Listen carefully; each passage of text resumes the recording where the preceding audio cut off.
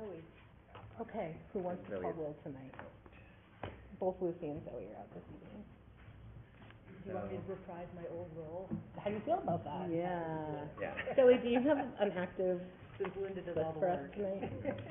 Yeah, give me a minute, I should have a list. Sorry, I was just doing a quick math, like, I don't think I have a From the backup here archive tonight. Reprise your role, please. Alright, I'm still gonna, right, yeah. So we'll officially start.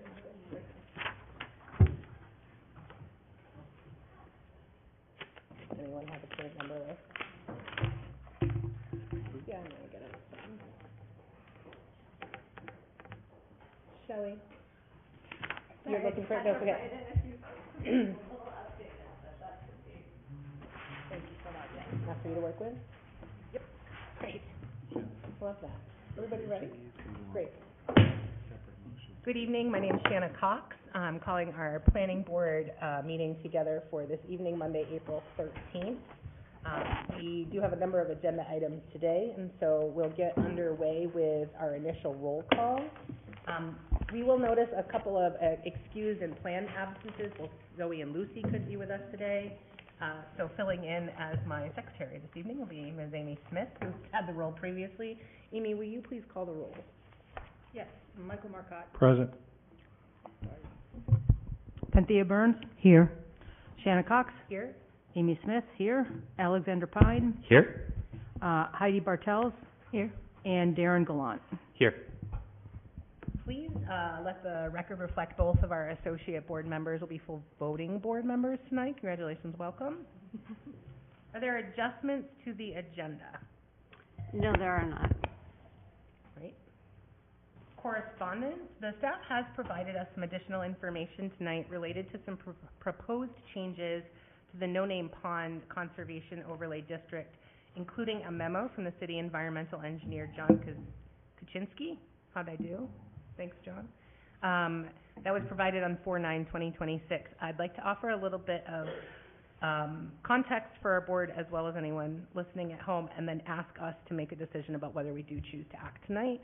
So the request essentially, at our last planning board meeting, we took up an item, felt like we needed more information, and we chose to table it on a date specific. That date was in May.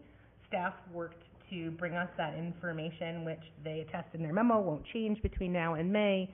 Us not hearing this item until May is holding up the building permit and next steps for somebody's house, and May and summers are notoriously short. So we've been requested tonight to deal with this item.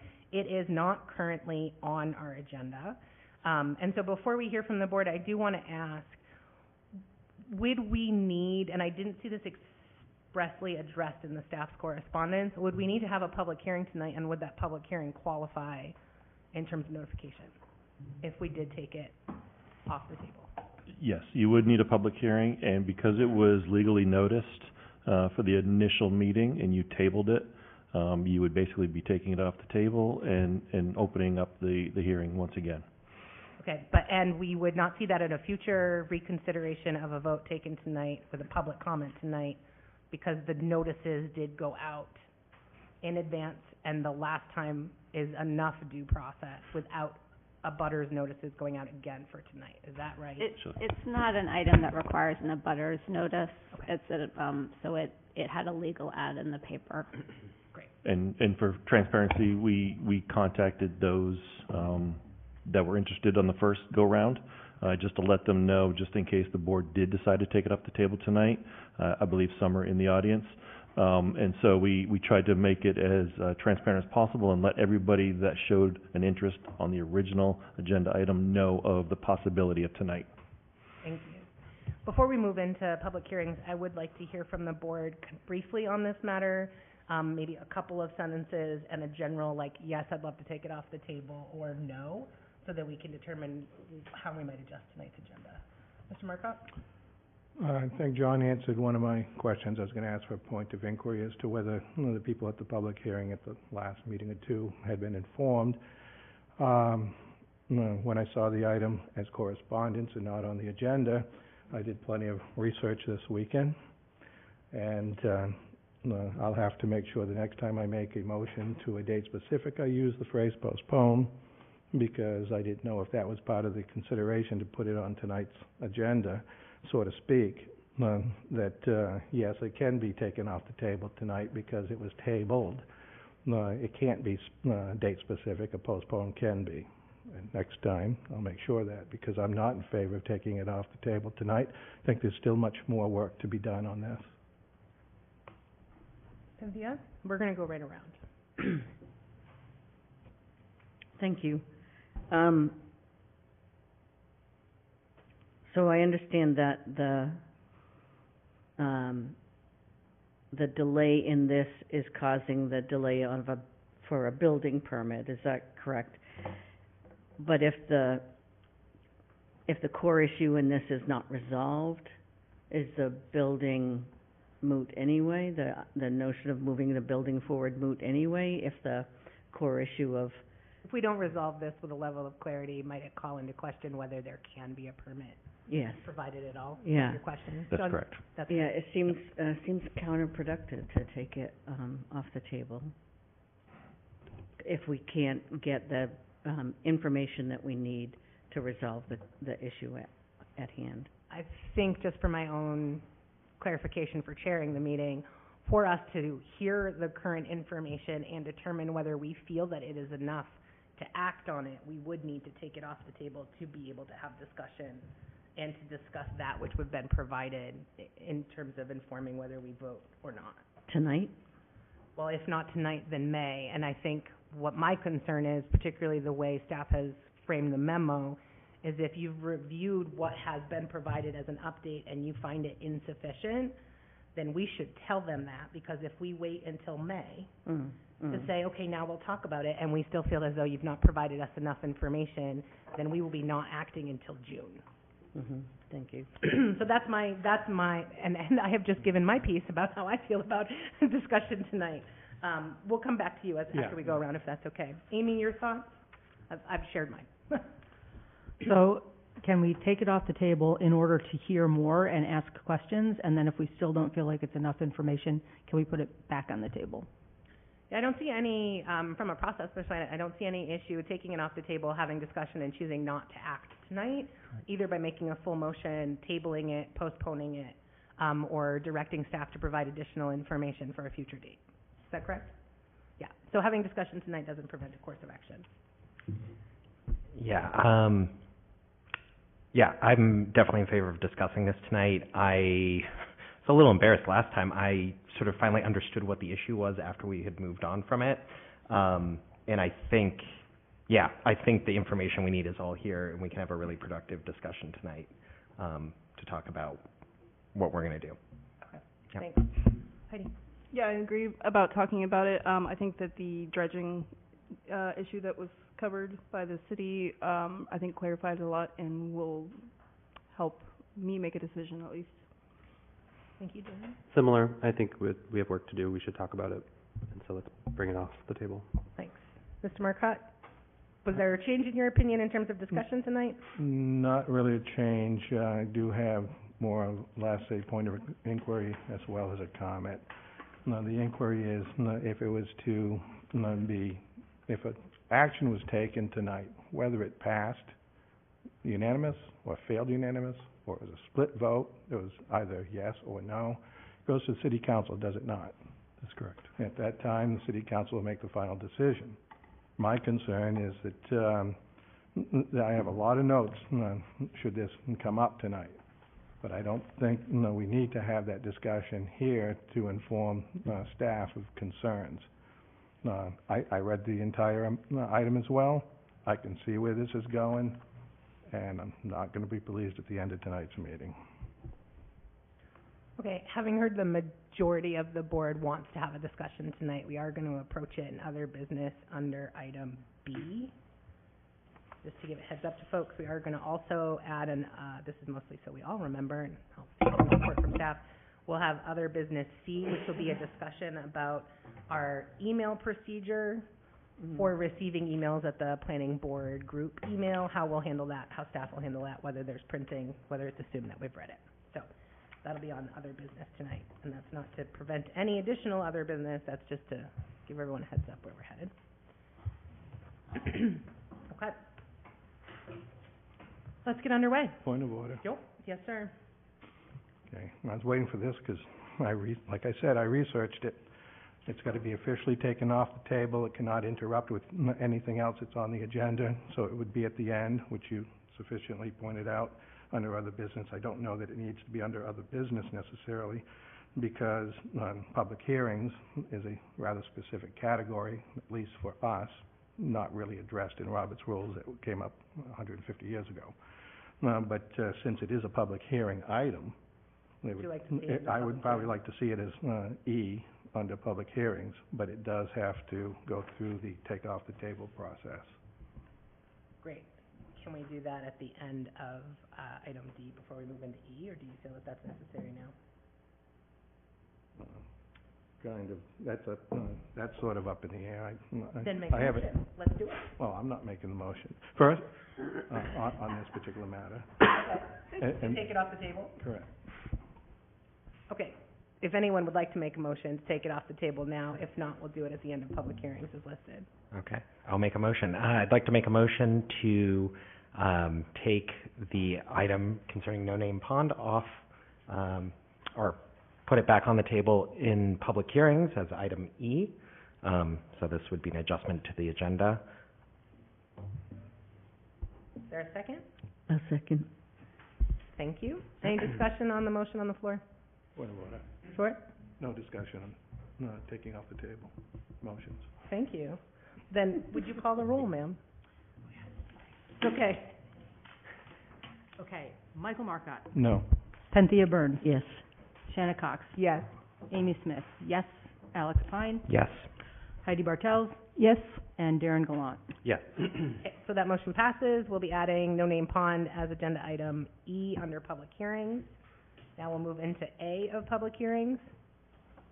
Okay, a reconsideration on the chair's motion of the March 23rd, 2026 Planning Board action to approve the Tree Street Youth Incorporated Development Review application for the construction of a new 7,250 square foot building with classroom space at 143-145 House Street on a .33 acre parcel.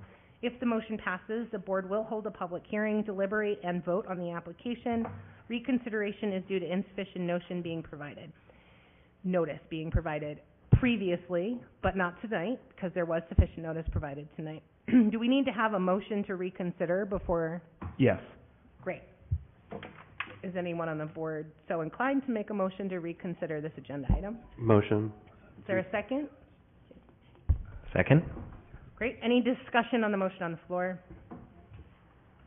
Call the roll. Michael Marcotte, No. Cynthia Burns, Yes. Shanna Cox, Yes? Amy Smith, yes, Alex Pine, Yes. Heidi Bartels. Yes. Darren Gallant. Yes. Thank you. We have this item is from our friend Mr. Mr. Craig Tebow, would you like to cue this up? We have done this once before. I did have a question that I'm going to ask you to address from the front end, which is why there is updated language in something that's being reconsidered. Yes, so there's updated language, just because in the time between the prior meeting and today, staff did some more research specifically on the question of parking that had come up at the last meeting. And that updated language reflects, what we researched. Is that sufficient? Do you want me to go into more detail on that? I think we've brought folks back tonight. I'd love a high-level overview that doesn't include reading the memo for folks at home. Sure. Thanks.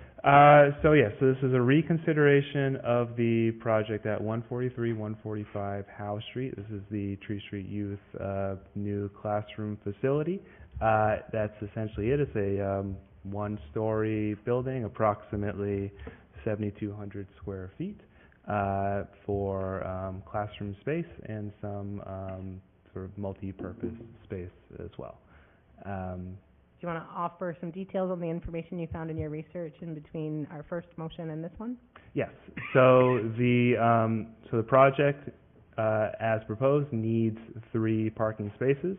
Those parking spaces can be provided off-site, in this case across the street at the other Tree Street Youth facility. There are, and this is basically coming from new language that was approved in the last few months or so about parking changes, where a facility that is located within 500 feet of an existing bus stop can have their can reduce their parking requirement by 50%. Both that location and across the street, the other Tree Street Youth location, are both within 500 feet of a bus stop that is right next to the Colisée, and therefore both properties can reduce their parking requirement by 50%. There are 11 spaces, parking spaces total, on the property across the street, and just doing the math, there's enough space to accommodate both parking requirements. Thanks. Any questions from the board? Alex? So just to make sure that I understand this, is basically in this revision, we've found additional parking spaces at their other facility because the parking requirement there also is reduced by this same law. So basically, they had overbuilt parking before the law was implemented. Now that the law is in place, it allows them to have less of a parking requirement, frees up spaces for this new facility. That's exactly right. Okay. Just wanted to make it more clear for folks watching. Any other discussion or questions for staff before we invite the applicant up? Yes. Mr. Marcotte? Specifically for staff. So when it was stated that it's being brought back to us because of abutter notices, can you be more specific at what went wrong with that? Can I ask that we limit the answer to that in light of the fact that we have an entire agenda item to hear about what did go wrong and how they're addressing it in other business A in the memo? Which is only to say, I hope that we have a very detailed conversation after all of our folks here for a public hearing. Well, that item will be robust, I'm sure. But I'd just like to know why this one's coming back. I have a hunch because of something that was discussed at the last meeting, but we're doing the same thing with the next agenda item, which I'm absolutely confused as to whether it would be the same as this one or different. Well, the short answer is that the public notice, which would require an abutter mailing to properties within a certain distance of the property in question, and a notice in the paper, those were not done as they were needed to be. Those were not completed. They weren't in the paper on time. The one in the paper was done, but the notices to the abutters were not mailed. In both cases. Okay, or at least this one. Great. I'd like to invite the applicant up if they'd like to enumerate on anything said last time. We don't expect you to rehash everything, but if there's anything you'd like to name or address, this is your opportunity. You're welcome to pass, too, if you'd like. Nothing's changed materially. You're going to have to say it into the mic. Sorry. I know it seems silly, but just introduce yourself and say no thank you, for the record, is fine. Julia Sleeper, founder, director of Tree Street Youth. Mark Lee, architect with Harriman Associates. Welcome back to you both. Thank you very much. Yeah, we really appreciate it. Great. So yeah, the project itself has not changed since the submission and presentation at the last Nor has meeting. it moved forward. It's more details, but no, we're excited. Excited.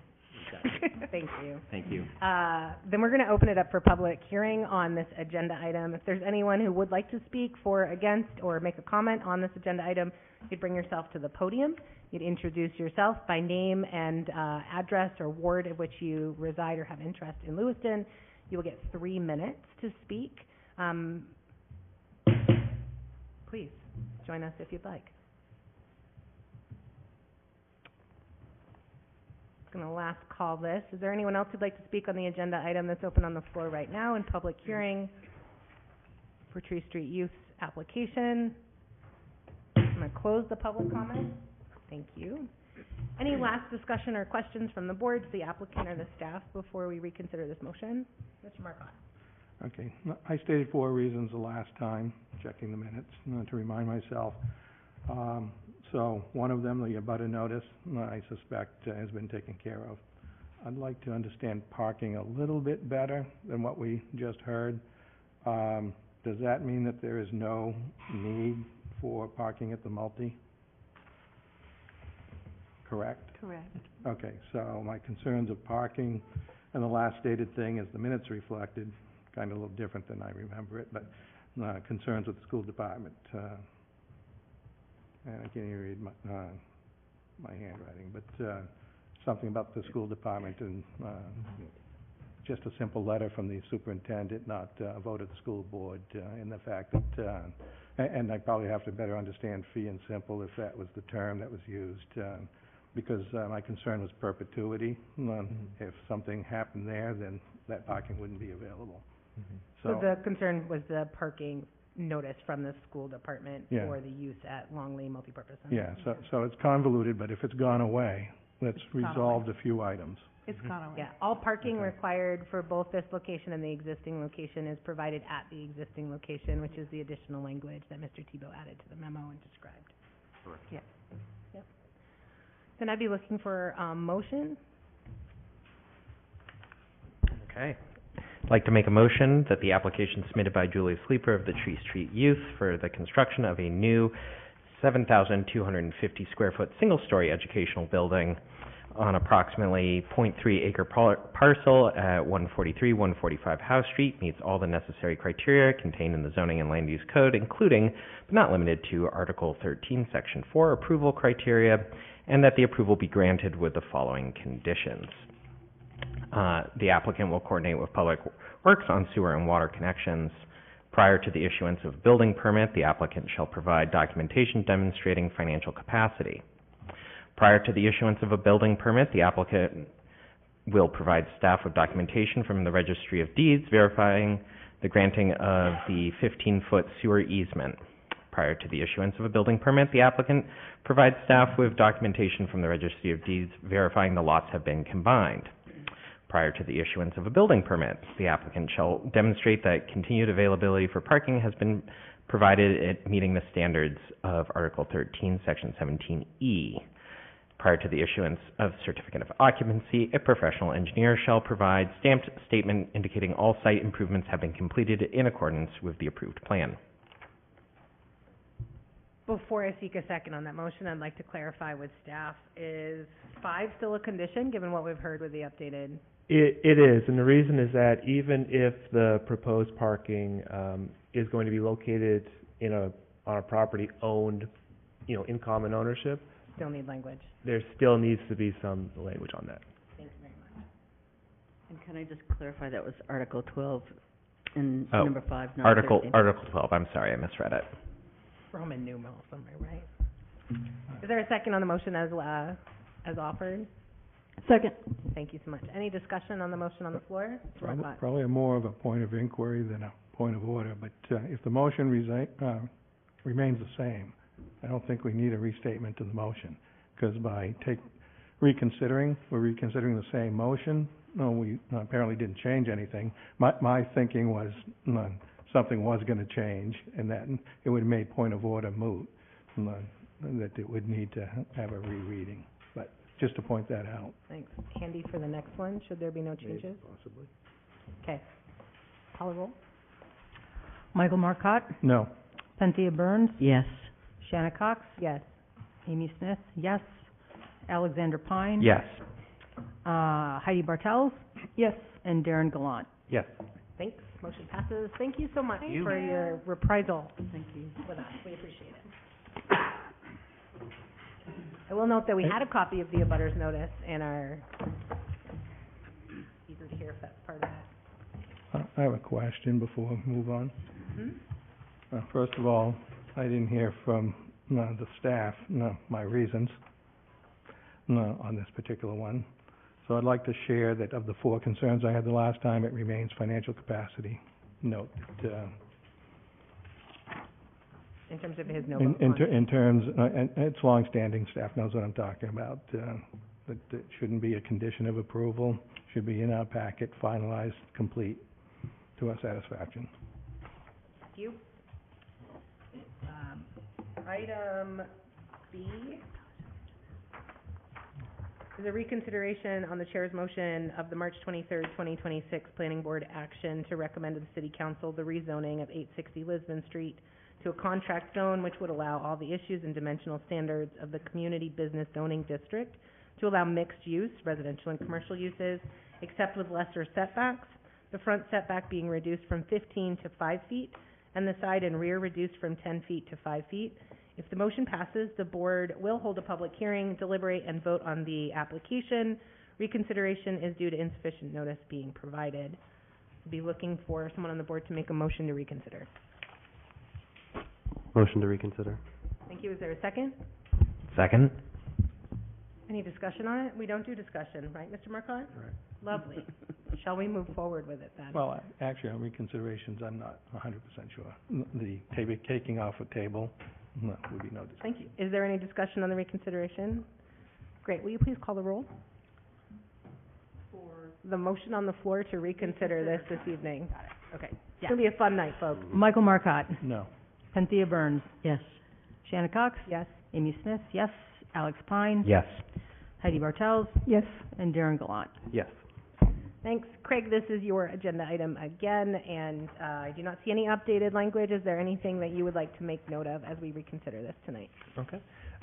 So this project was reviewed at the last planning board meeting, and it was approved, but again, we did not provide that sufficient public notice, and so we're bringing it back. Just as a sort of summary, it is a property, 860 Lewiston Street. It's located on the corner of East Avenue and Lewiston Street. Currently, it's in the neighborhood business zone, and they are looking, as the agenda item sort of describes, looking to rezone the parcel to reduce the setback requirements and to increase the maximum allowed height in order to provide more flexibility for proposed buildings there, and a proposed sort of drive-through, situation, drive-through business as being proposed to the property as well. The ability to have a drive-through business, which might be proposed at a future date, I believe. Yeah, exactly. It's still proposed, not in any way concrete. Thanks. That's sufficient in my mind. Any questions from the board to staff before we invite the applicant and move to a public hearing on this item? Yeah, on the presumed public meeting notice, it's new and in the packet. Please learn how to spell Martel.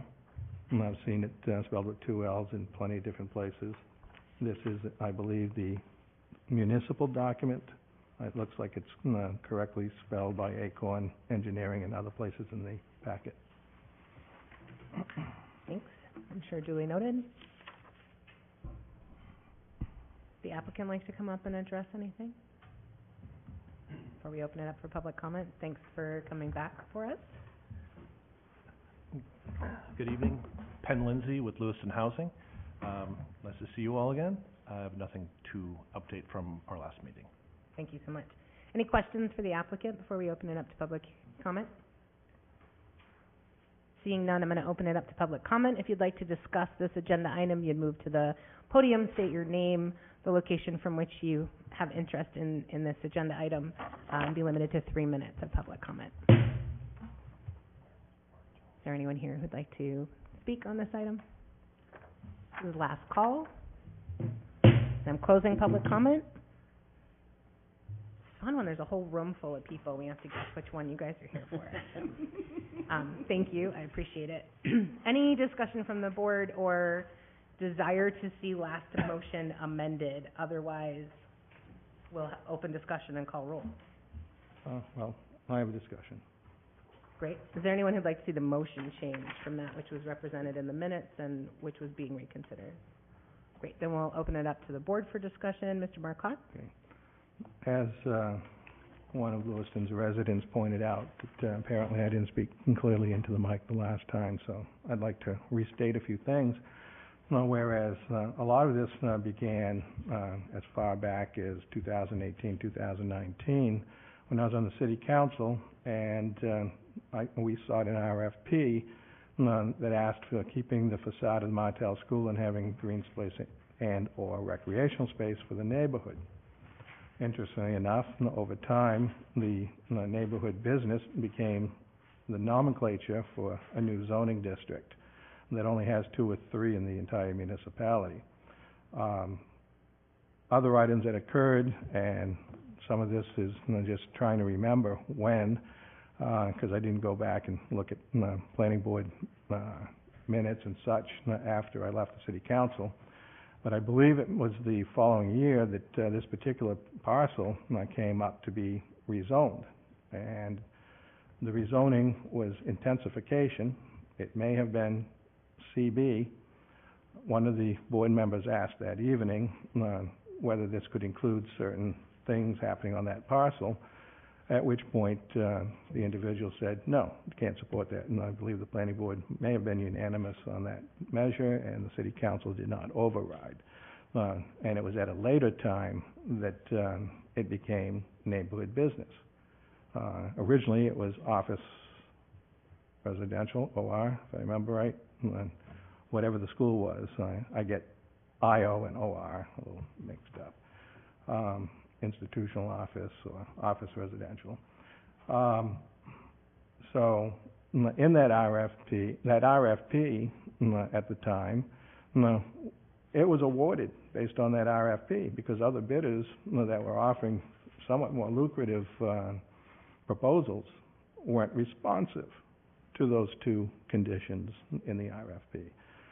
Time passed, and different city council and deadlines passed, and it became a very hot button ticket because it came to this planning board. I was on the planning board at the time, and I think Shannon remembers that I worked the motion to make sure that those 2 conditions, that was what I had in mind, because council traditionally Succinctly restate what those 2 conditions were. Okay, keeping the facade of the Martell School building, which is no longer there, and providing for recreational space, green space, within the perimeter of the full parcel, which is being divvied up now. But so when it came to the planning board, we weren't privy to certain things that were happening in closed doors with the city council. We're supposed to make a recommendation on disposition and acquisitions. This would have been a disposition. And since we were in the dark with respect to certain things that were happening, maybe the vote might have been different that night otherwise.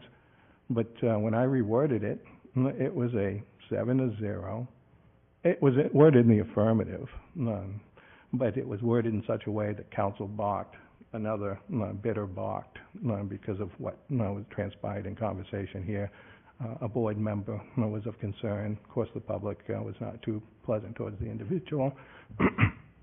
And so it goes back to the council, and the council ended up, one bidder pulled the offer, and the council ended up re-awarding it to Lewiston Housing Authority. And when they did, of course, those 2 RFP items were not a condition anymore. So do I regret marshaling the motion that night? Sorta. But would I have done the same thing with the same lack of information? Yeah, most certainly. Because there was a lack of information being provided up to us on a disposition that the council understood going on in closed doors, behind closed doors. And so I have some serious concerns here, especially with the carving out a portion of it as CB, which intensifies it right back to the most for the express purposes of a commercial business. And I'm happy that the rest of it is still housing.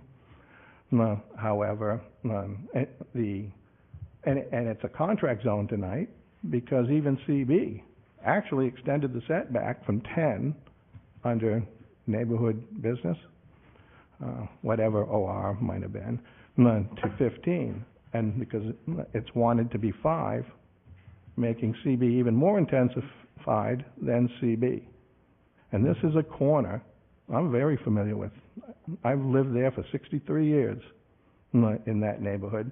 I've witnessed news stories of people being killed crossing Lisbon Street.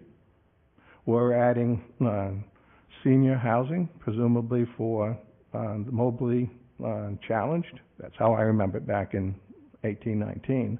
I don't know if Mobley Challenge is part of the mix. 2018, 2019. What did I say? 1819. Thank you. You're welcome. Thank you.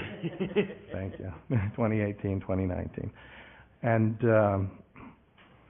I know a board member here tonight has shared a lot of concerns with people walking in any portion of the vicinity, getting to Shaw's on one end, which didn't happen in the development review, walking down and around the corner at East Avenue in Lisbon, plenty of retail opportunities and grocery opportunities. We're going to have another one in the Lewiston Mall shortly. I don't see any need to create more traffic congestion along Marston and East Avenue, Lisbon Street, particularly with a 5-foot setback, and DOT could come in and want to improve that those roads, because they're all DOT, 196 all the way downtown, and then when you take East Avenue to go to Russell and back to Maine, either up Maine at 202 or across the river to Route 4. Putting retail there is totally unnecessary. Can only fathom as to why it's necessary. It was never part of the mix initially, and that's why I opposed this last time and will oppose it again tonight. Thank you. Other discussion on this item? Given that we are reconsidering it, I'm going to bring forward my discussion from last time as well, which is simply that while this board noted a number of concerns, both about the walkability of Marston Street, the division of that third piece, and what a drive-through use might look like, we provided significant notes, which are hopefully still part of the public record, for which the applicant would consider before we see an application for the development of that third parcel. Thus, I am in favor of tonight's motion so that we can consider the use case when brought before us, given that the current phases of housing are going to be built as previously approved and are necessary and needed in our community. Any other discussion? Call the roll. Actually, okay. I do have a question. So is this a deal breaker? I mean, if this parcel doesn't get rezoned for business, I mean, you're gonna not build the housing? It is not a deal breaker for Phase 1 and Phase 2. It would affect Phase 3. Okay. Could it be impactful, but maybe not a deal breaker? Hard to tell yet? It would be, it's hard to tell. Sounds like a silver lining opportunity. Mr. Pine. I'll be really brief, just to highlight it for the folks at home. One of the other things that was brought up with this change is, and it was mentioned in the memo, there will be the possibility of having additional height for this, for the Phase 3 building, right? And some of the thought around that is that, you know, from a funding perspective, it might allow it to be more efficient, you know, get more units, get more building for less buck, or something to that effect. I think that was the discussion last time. So just wanted to highlight that, you know, we are talking a lot about this potential retail parcel that hasn't come for consideration yet, but there is the other component of this. Thanks. Anyone else for discussion? Can you call the roll? I was gonna say something. Yes. I was just gonna mention that I did drive by and very, specifically look at this lot, actually just this past weekend, and I'm very excited to see what you do with it, because that is a blight. Yes. There's a big, empty, cracked pavement blight, so very happy. Like in May, right? We're breaking ground next month? Yeah. Phase That's 1? amazing. It's great. That is the hope, yes. Knock on wood right Yep. now. Okay, We've made great progress. please. Okay. Michael Marcotte? No. Cynthia Burns? Yes. Shanna Cox? Yes. Amy Smith? Yes. Alexander Pine? Yes. Heidi Bartels? Yes? And Darren Gallant? Yes. Thank you. Motion passes. Good luck.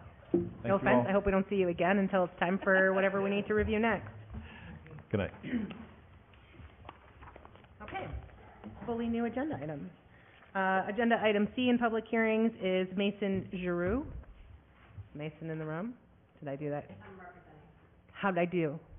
Would you like me to? Great. Mason Giroux has submitted an application for a subdivision amendment to adjust the location of an existing access easement at 13 Amos Court and to construct a frontage right-of-way over that easement to provide frontage for 77 Jenkins Street, a 7.84 acre vacant parcel. And Who's the staff member presenting this tonight? I'm sorry, it doesn't say. Oh, Oh, Dawson?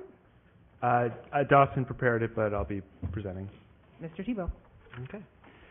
Okay, so 77 Jenkins Street, is a 7.8 acre lot. Do we have an updated visual to go with this agenda item? Yeah, Shelley Okay. can bring that up for you. I'll wait a second. I have to say the maps were ginormous.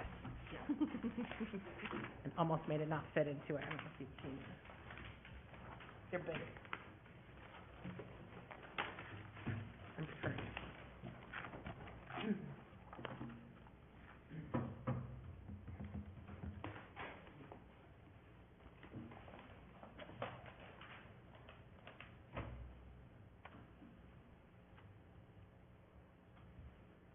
Thank you, Shelley.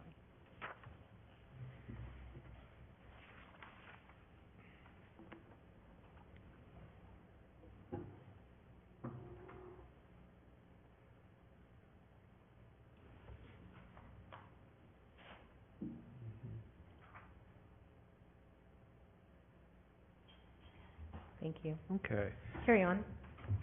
So, you're looking at two parcels there. The bottom parcel, that is 77 Jenkins Street, and the parcel where the road, the proposed frontage right-of-way goes through, that is 13 Amos Court. Both properties are located in the suburban residential zoning district. 77 Jenkins on the bottom is a vacant lot that otherwise has no street frontage.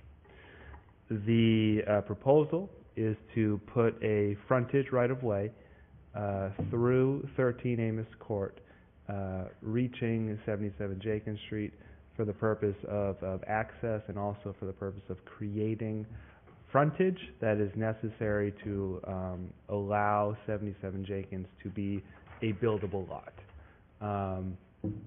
And that's sort of what the frontage right-of-way standards come in. The planning board, I mean, you've probably looked at, you know, I sort of looked at it previously. I believe you looked at one prior frontage right-of-way in the last few years, and that was for Streamside Drive, which was really,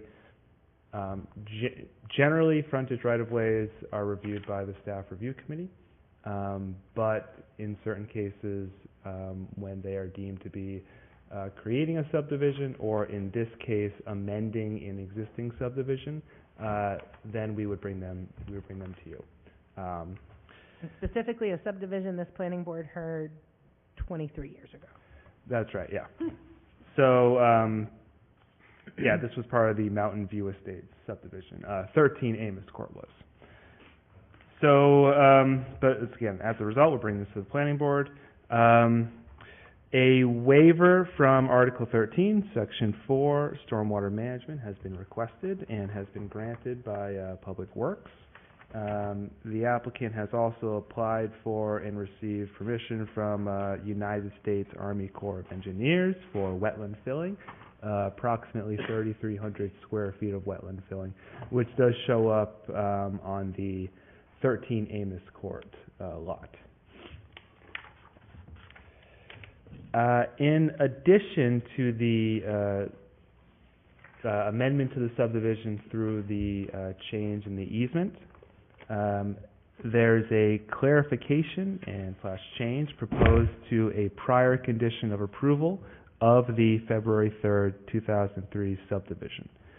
That original condition stated that the stone wall along the property line must remain undisturbed, and this note is also on the original subdivision plan. Looking, and we don't have that visual exactly, but for the full Amos Court, for the full, sorry, what was it called? The Mountain View Estate subdivision that basically goes around Amos Court. There is a stone wall that runs along the east side of the subdivision and approximately, you know, on the property line with Thorncrag. the stone wall that's shown between the property line of 13 Davis Court and 77 Jenkins, technically the way that... Craig, do you mind using the mouse to point out some of these locations Oh, for I'm us? sorry, yeah, sure. I think Shelley can... Or Shelley, jump on. sorry. And thank you. Yeah, so this is the stone wall he's talking about right now that we don't think was intended to be part of that original, restriction that the planning board had. Was it a condition, do you have the information about the original condition of approval, the way that it was written? Yeah, the exact language is in the memo. That's right. The exact language is the stone wall along the property line must remain undisturbed. Can you show where the location of the Thorncraig wall is? This Like one that right way, up and here. down, right? Actually, it's even further. It's probably about 400 feet to the east. Got it. So it's not quite shown on the So it's plan. off of where the survey is showing. The stone wall that you were indicating that goes this way, correct? You were making note, essentially there's a stone wall that goes kind of down the side and around, and we're looking at disrupting this portion of the stone wall, which we think is not a problem because this portion never delineated from Thorncraig. Is that accurate? Yeah, that's accurate. Maybe a question for the applicant too when they're invited up. Yeah, and I'm curious if we have a plan that shows more context at all.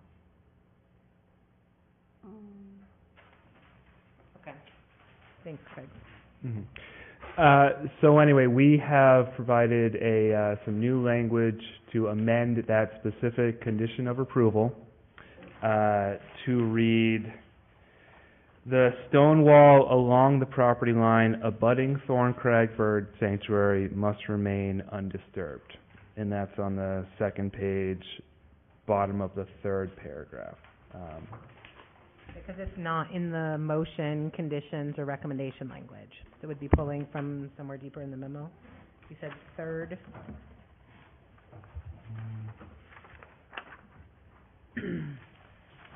Okay. Yes, that, And we would need to name that in, we'd be making a motion and then we'd be making that a condition? Or would it need to be a second motion? I recommend just making this a third condition of approval, that language on the subdivision plan be amended to read, the stone wall along the property line abutting Thorncraig Bird Sanctuary must remain undisturbed.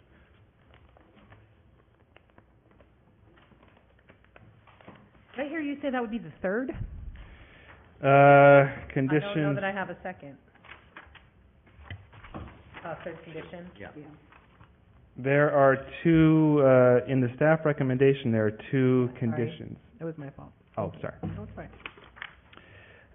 Moving on. So again, the frontage right-of-way, this is, again, since the planning board, you only view this maybe once every few years or so, we provide some additional background information. Frontage right-of-ways are governed or regulated through, Article 12, Performance Standards, Section 10, Frontage Right-of-Way Provisions. And those go into certain dimensional requirements on the allowed width of the right-of-way and the allowed width of the travel surface, maximum grades, maximum length. And so there's some additional criteria that we reviewed during this process, and it is within those parameters, but just sort of providing that background information. The wetland impacts, we mentioned that they've received permission from the U.S. Army Corps of Engineers. Moving on then, the planning board should review this development review application and take action using Article 12, Section 10, Frontage Right-of-Way Provisions, Article 13, Section 4, Approval Criteria. These are all of the items that are before us and the action necessary. Yes. Great, thank you. You're welcome. Appreciate it. Any questions specifically for staff before we invite up the applicant? Yeah? I wasn't sure if that was a yes or no. Yeah, I was trying to decide in my head if the question is for you. You can let me know if someone else needs to answer it. But the right-of-way, road, what, exists there currently that would be constructed through? So right now, there's no, there's no existing drive, travel surface. It's really just an easement through 13 Amos Court, extending to 77 Jenkins. So there is an easement there, but they need to, in order to accommodate the proposal for the frontage right-of-way, they need to move the easement. And so you can sort of see in the dashed lines, Yep. the dashed lines closer to the west, or west on the map at least. And the proposed location for the easement would be that slanted, line to the right. And all parties with ownership interests in these parcels have moved this applicant forward enough to get to us. That's right. Yeah. Thank you. Ms. Murphy? I'm tracking back on the rock wall. So you're saying that it's beyond the map up there, so those little circles that to the right of the, former, easement? Because the, where's the requested easement? Which one of those two lines? So this is the existing easement, right? That's right. Okay. And this is the new requested easement. Okay, so the new requested one is closer to those little circles. Those little circles is not the Thorns Craig rock wall. Like off the page. It's way off. Just to be clear, these are representing existing rock walls that we don't believe were part of the Yeah. intention of the rock wall must be kept in place. That's right. Yeah, I just wanted to know if those little circles were the circles, but if it's not on the map at all. My other question is, now that I know which, road work, former easement, proposed road, is not ever gonna be designed to go through to the other side of Jenkins? No, and we've looked through, this property's been on our radar for a while, and we've looked, just sort of some past research. It doesn't show up on the map, but 77 Jenkins has significant grades on it, coming from south to north, and there's, I don't wanna say never, but it would be. Significant cost. Yeah, it's very difficult to put a road. And this particular parcel that's darker, perimetered, has quite a bit of wetland as you get closer to the downside of the map, About right? 3,300 square feet? The wetland, that's being impacted, my understanding is that is, on the 13 Amos Court, Yeah. which is to the north, or, northeast portion of that. But if the previous easement had been built out, there'd been plenty of marshland as you got closer to the bottom of that darker perimeter, correct? I think it was on a previous I think slide. that's right, yeah, I think that's right. So that, if ever an intent to extend that road through, Mhm. there'd be a lot of hurdles. It would be very difficult to put a road as it's sort of laid out with those dashed Especially, lines. and which makes it even more complicated, although I see that the little, whatever you call those, I think we did it on Challenger Lane at the last meeting, like a turnaround. I noticed that that turnaround goes right up against the former easement. Yeah, the Yeah. T-shaped turn, should be about 25 feet extending, or, sorry. Any other questions for staff before we hear from the applicant? Would invite the applicant, or whomever is representing the applicant this evening up. Please grab a seat and introduce yourself. Speak right into the microphone. Thank you, Craig. Welcome. Hi, I'm Amy Siegel from Sebago Technics. I'm here representing Mr. Giroux.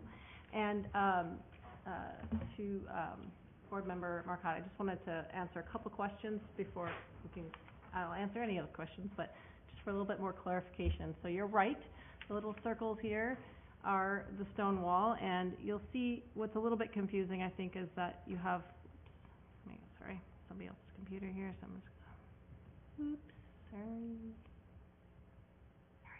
Okay, so this is the property line over here. Yeah. But there are, on our survey, these circles represent different segments of stone walls around, coming through there. So there are there's a segment along here, and there's a segment along this side of 77 Jenkins, and you can see, whoops, and there's some, not sure why it's asking me for AI, but, and there's a segments along here, and then it ends, there's a gap, and there's another little segment. Yeah, so you can see that it kind of surrounds different portions of the property. Can you offer some, not actual surveying, but general idea of where the additional segment is that would show the demarcation with Thorn Craig? And if it's like way off the page, just go ahead and motion for that too. Yeah, I'll just show, like, yeah, so this is part of the city's reservoir parcel, and so this is the property lines over here, and we haven't surveyed those stone walls, because it's off of our parcel, if that makes sense. But I don't know if there was confusion about any of these walls and how they might be disturbed, so, just pointing out that, you know, all of these will stay intact, it's just this portion here between 13 and 77 that would have the road come through it. And it would just impact this small section of the wall. So, that question. And then I can show you some, let's scroll down here, to your point about, the amount of wetlands. Yeah. I can do. My question's more for staff than you, and I'm gonna hold Okay. it, sorry. Yeah, I just wanted to point out to concur with what he is saying. So the wetland impact itself will occur on 13, Amos Court, it's right in through here. And you'll note that the road per standard is 20 feet wide within the 40-foot wide right-of-way. And then as it crosses the wetlands, it narrows down to 14 feet you know, with the, idea here of trying to minimize wetland impact. And then it widens back out at the turnaround once it enters into, the 77 Jenkins Street lot. So, but as you're noting, there is, pretty significant wetland system through here with a stream. So, we're not proposing to impact any more wetlands or the stream.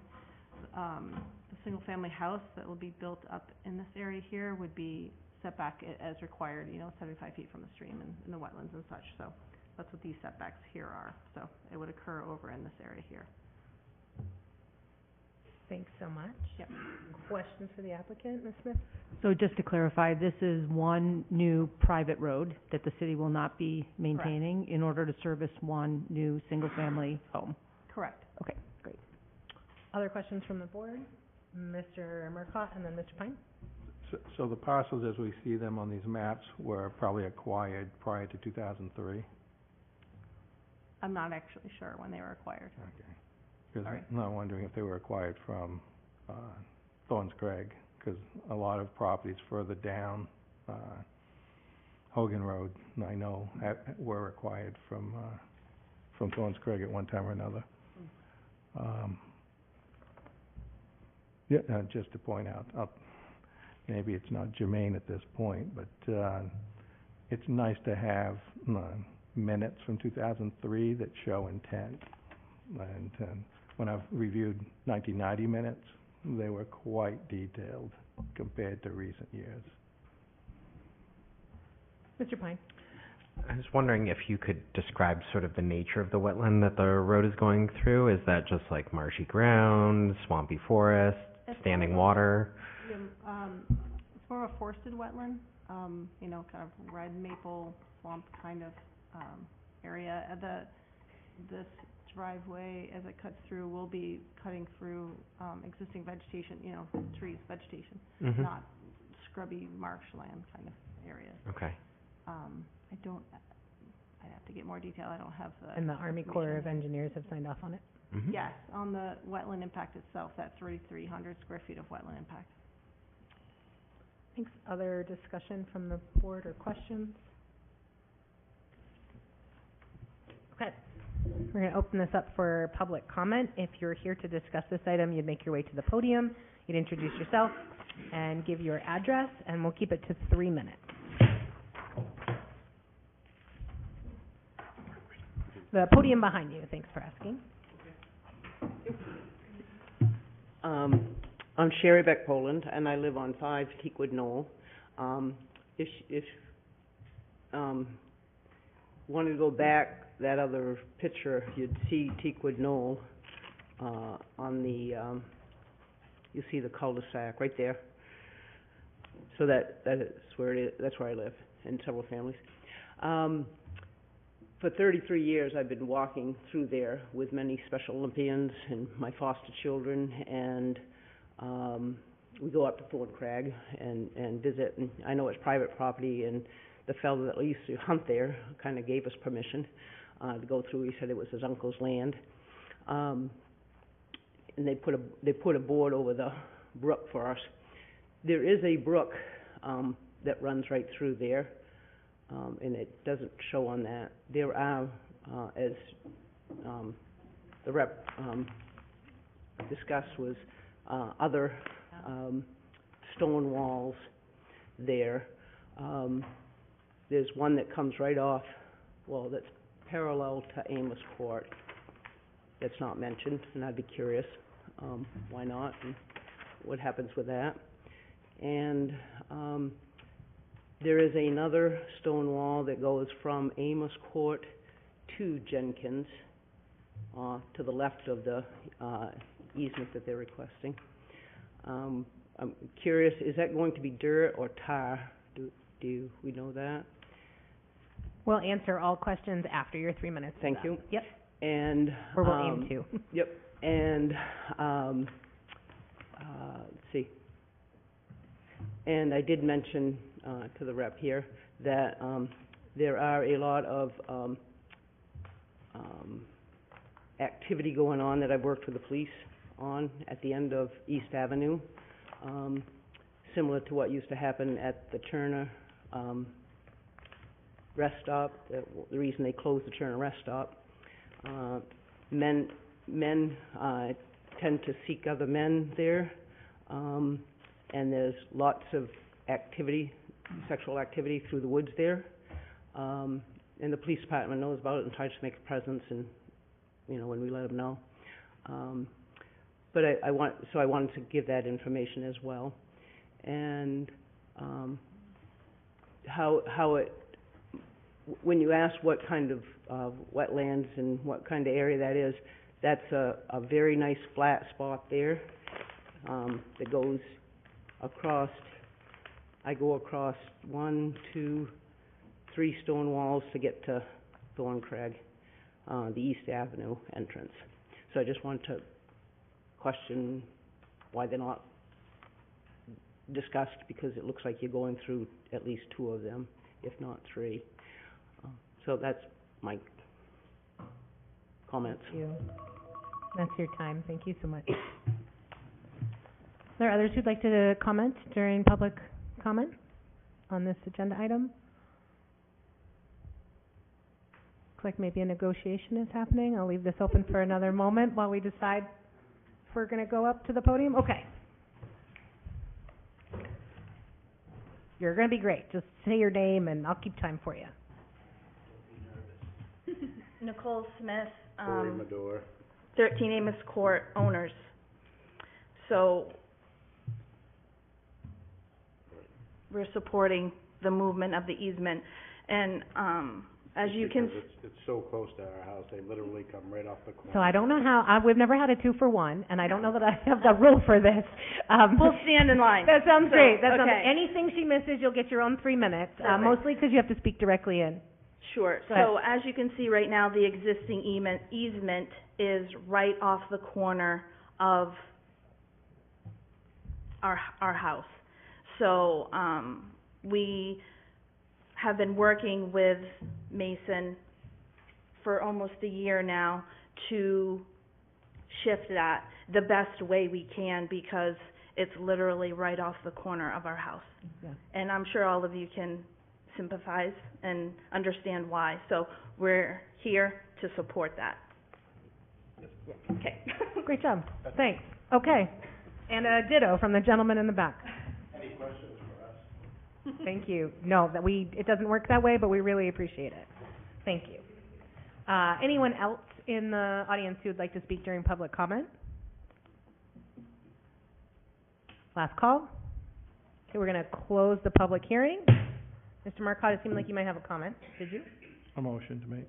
Do it. Make a motion that the application submitted by Mason Giroux for a subdivision amendment and frontage right-of-way at 13 Amos Court and 77 Jenkins Street meets all of the necessary criteria contained in the zoning and land use code, including but not limited to Article 12, Section 10, frontage right-of-way, Article 13, Section 4, approval criteria, and Article 13, Section 5, coordination with the state subdivision law, and that approval be granted including any additional specific conditions raised by the planning board and staff, which I believe there are.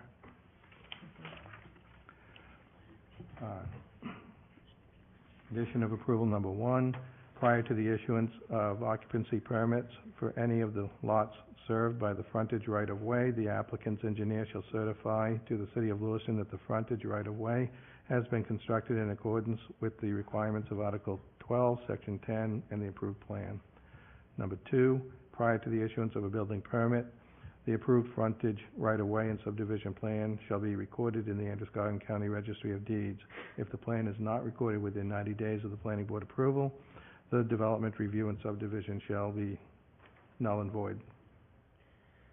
And if I may offer for you to reiterate or affirm, number 3, that the language on the original subdivision plan be amended to read, the stone wall along the property line abutting Thorncrag Bird Sanctuary must remain undisturbed, though the area as identified can be amended to accommodate this application. Accepted. Thank you. Is there a second on the motion? Second. Thank you. Discussion on this item. Call the roll. Michael Marcotte? Yes. Cynthia Burns? Yes.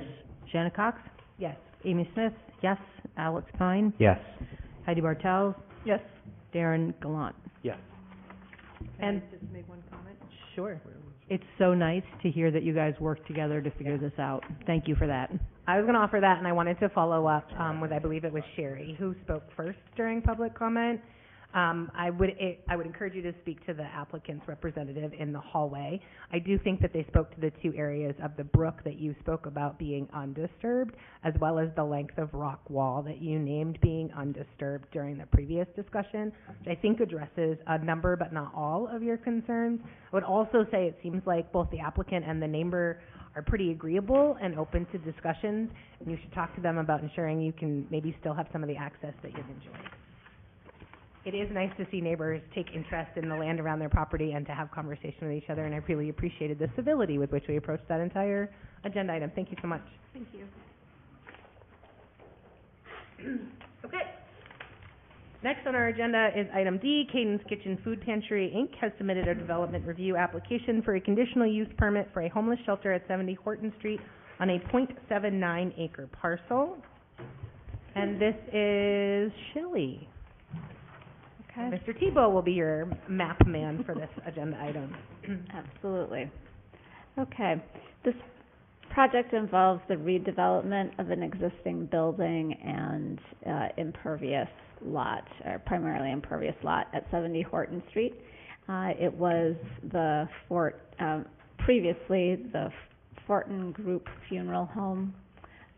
Currently, Caden's Kitchen owns it, and they are operating a warming center that was temporary in nature, and they are looking for a conditional use permit for a large homeless shelter for adults at this facility. Shelley. Just for folks who are new, can you name that you're using large as a specific qualification as we've updated in ordinance and definitions? Yes. Not an arbitrary size reference. Right. So because they're looking to host as many as 49 guests, it falls into the category of large instead of small or medium under our definitions. That's right. And also adult is also a term that we use versus a family or a youth homeless shelter. Because it's an existing building and an existing impervious, most, there aren't that many things that are being changed, so I'll highlight what's changing. You can see on the plan on the left side that they are blocking off with some planters an area for seating and outdoor enjoyment of the guests that used to be parking lots. So some of the striping will be removed from the spaces. As I said, there'll be planters to keep cars from going in there.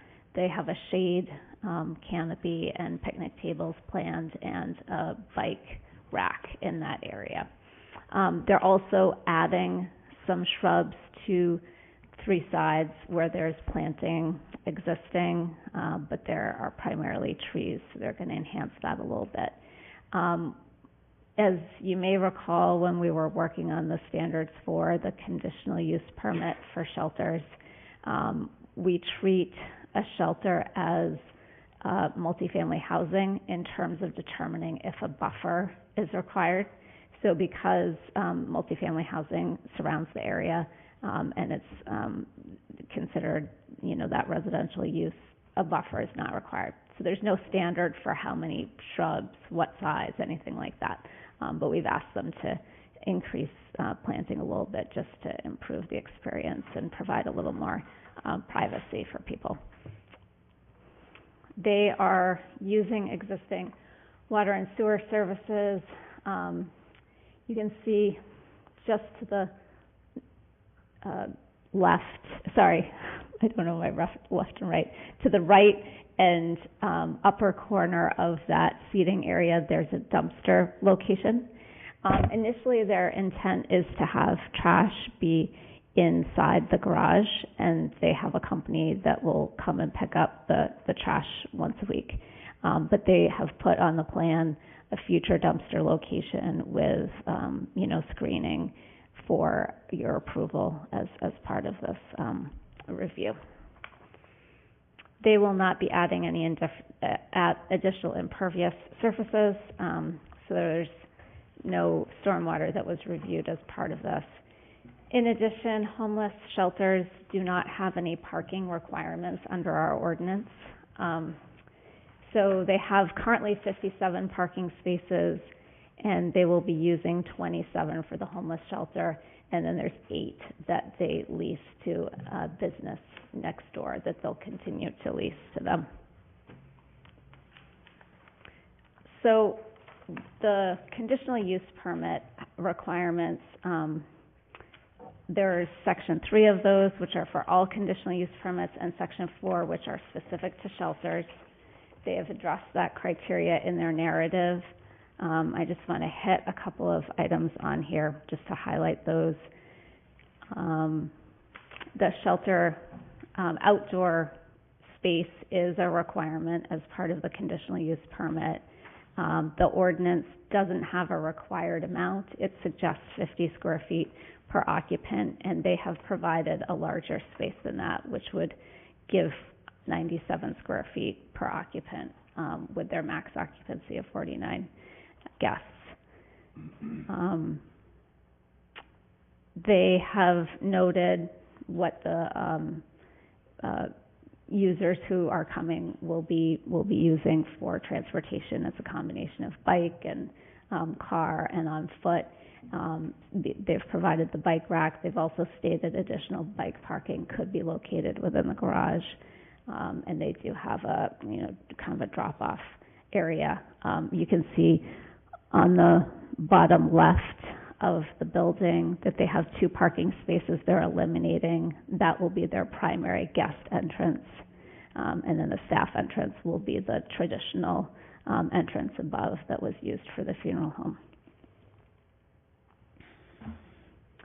They have a good neighbor policy as well as a plan for how staff will be staffing the facility. One of the things they do is every 30 minutes, someone from staff walks the site.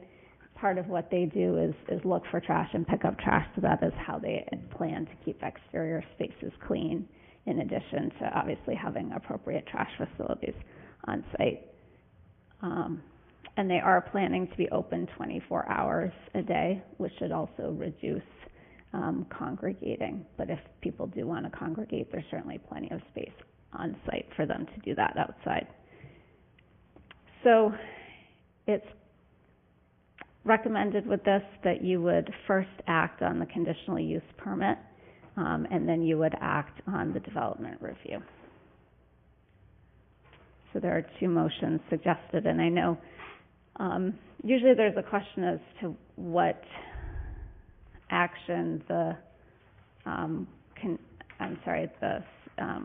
conditions of approval that we recommend go with. So I would say certainly the first two, which have to do with the shelter itself, would probably go with the conditional use permit. And then the last one could be part of development review, but it could also go with that. And it's not critical, like I'd mentioned, there's no requirement that they plant planting, but we do want to make sure that we see what species they're planting, just to make sure they're not invasive or there's no issue with that. So we would like to have that as a condition before the final plan is approved and signed. And that third one about the plant species is specific to the second motion and not the conditional use? Yeah, I think so.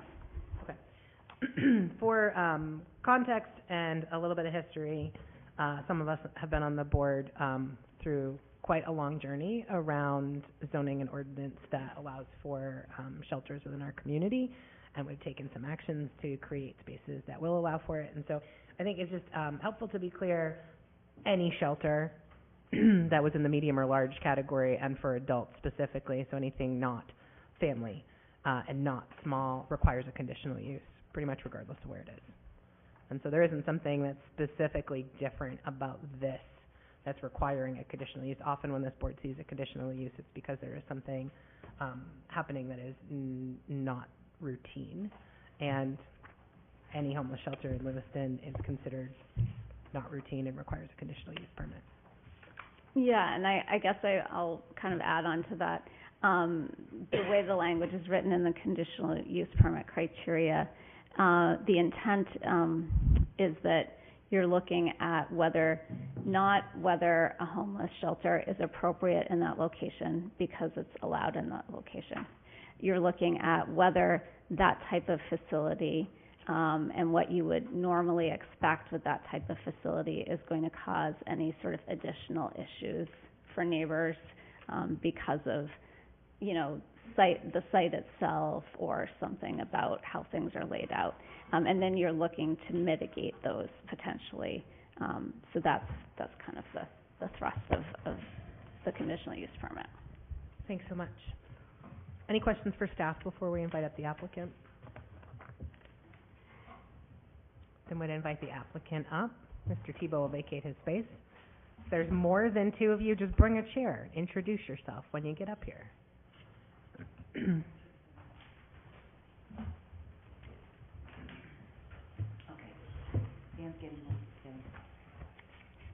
You'd say your name and your affiliation with the application. So it's a generous group tonight. Extra chairs, lots of collaboration. I love it. Good evening. I'm Dan Moreno with Platts Associates. I'm representing Cadence. My name is Linda Scott. I am the Administrative Director for the Alter LA Shelter. Thank you. Kevin Bollard. I am the Executive Director for the Alter LA Shelter. Thanks. And that shelter is the shelter's name by which the applicant is going to be operating under? Correct. Great. Is there anything that you would like to present or share? Don't feel like you have to before the board brings questions to you. No, I thought Shelley did an awesome job. They do a thorough job every time. We're here to answer questions and clarify.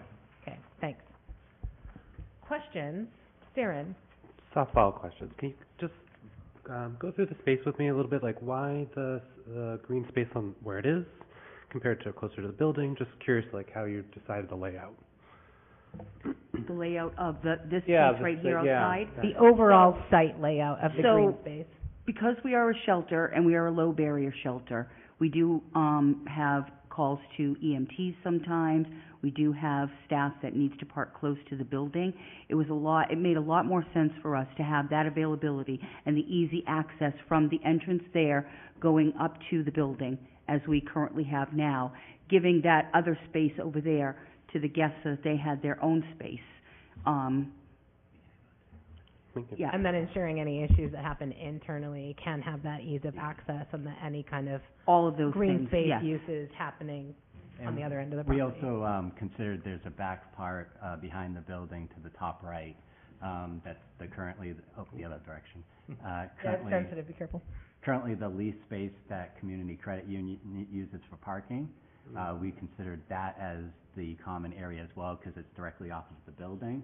But based off of the 50 square foot per guest, we weren't sure if that was enough space, so then we went to that alternative option at the end of the parking lot. And also better visibility for our staff in that area. Yeah, then behind the building. Yeah. Thank you, it's very helpful. Yeah. Alex? Can you talk a little bit about the proposed planters, sort of dividing the parking area from the, green space? How is that going to be managed in the winter? How is the outdoor space going to be managed in the winter? And then also, could you talk a little bit about how that outdoor space will be demarcated from the sidewalk and the street? I'm just sort of wondering, generally about pedestrian flow. People are walking across the parking lot, and then, of course, in the wintertime, that makes it more difficult. So, Can I add to that question, just so you only have to answer it once? If that's okay. Specifically, as we considered placements for the ability to have shelters, one of the considerations, particularly for adult shelters, was the proximity to school children and schools. And this is, there's a lot of children in this downtown neighborhood, specifically in this area, walking to 3 different schools, maybe a 4th, depending on how 287 Main Street ends up. And so I would add my interest in Alex's question with what kind of separation from folks who might be smoking in the shelter, the sheltered area in the green space, how close or far that might be from the sidewalk where kids are walking to the middle school. That's a high middle school pedestrian highway, if you will. Having had some kids that did it. Part of my question was about smoking areas and where that kind of fit into this as well. So you can take one crack with all those criteria. I can. So the smoking area is under the canopied area right there that you see directly in the middle with the 2 picnic tables. That is currently the size of our smoking area right now. And we do have children that come through our building and their parents through the parking lot every day. They come, their pickup is right over there on Horton Street and Ash Street across the street. The bus stops right there at that intersection. And so we're very cognizant of the families and the children that are in the area and make sure that we have staff outside and we're maintaining separation from our guests with the children and the parents that are coming through. We do not want to block that area because we welcome the children and the parents walking through. We've had children with their little bikes coming off of their porches in the most recent days with nice weather, riding their little bikes in our parking area out there. And we welcome that because we want to be part of the neighborhood.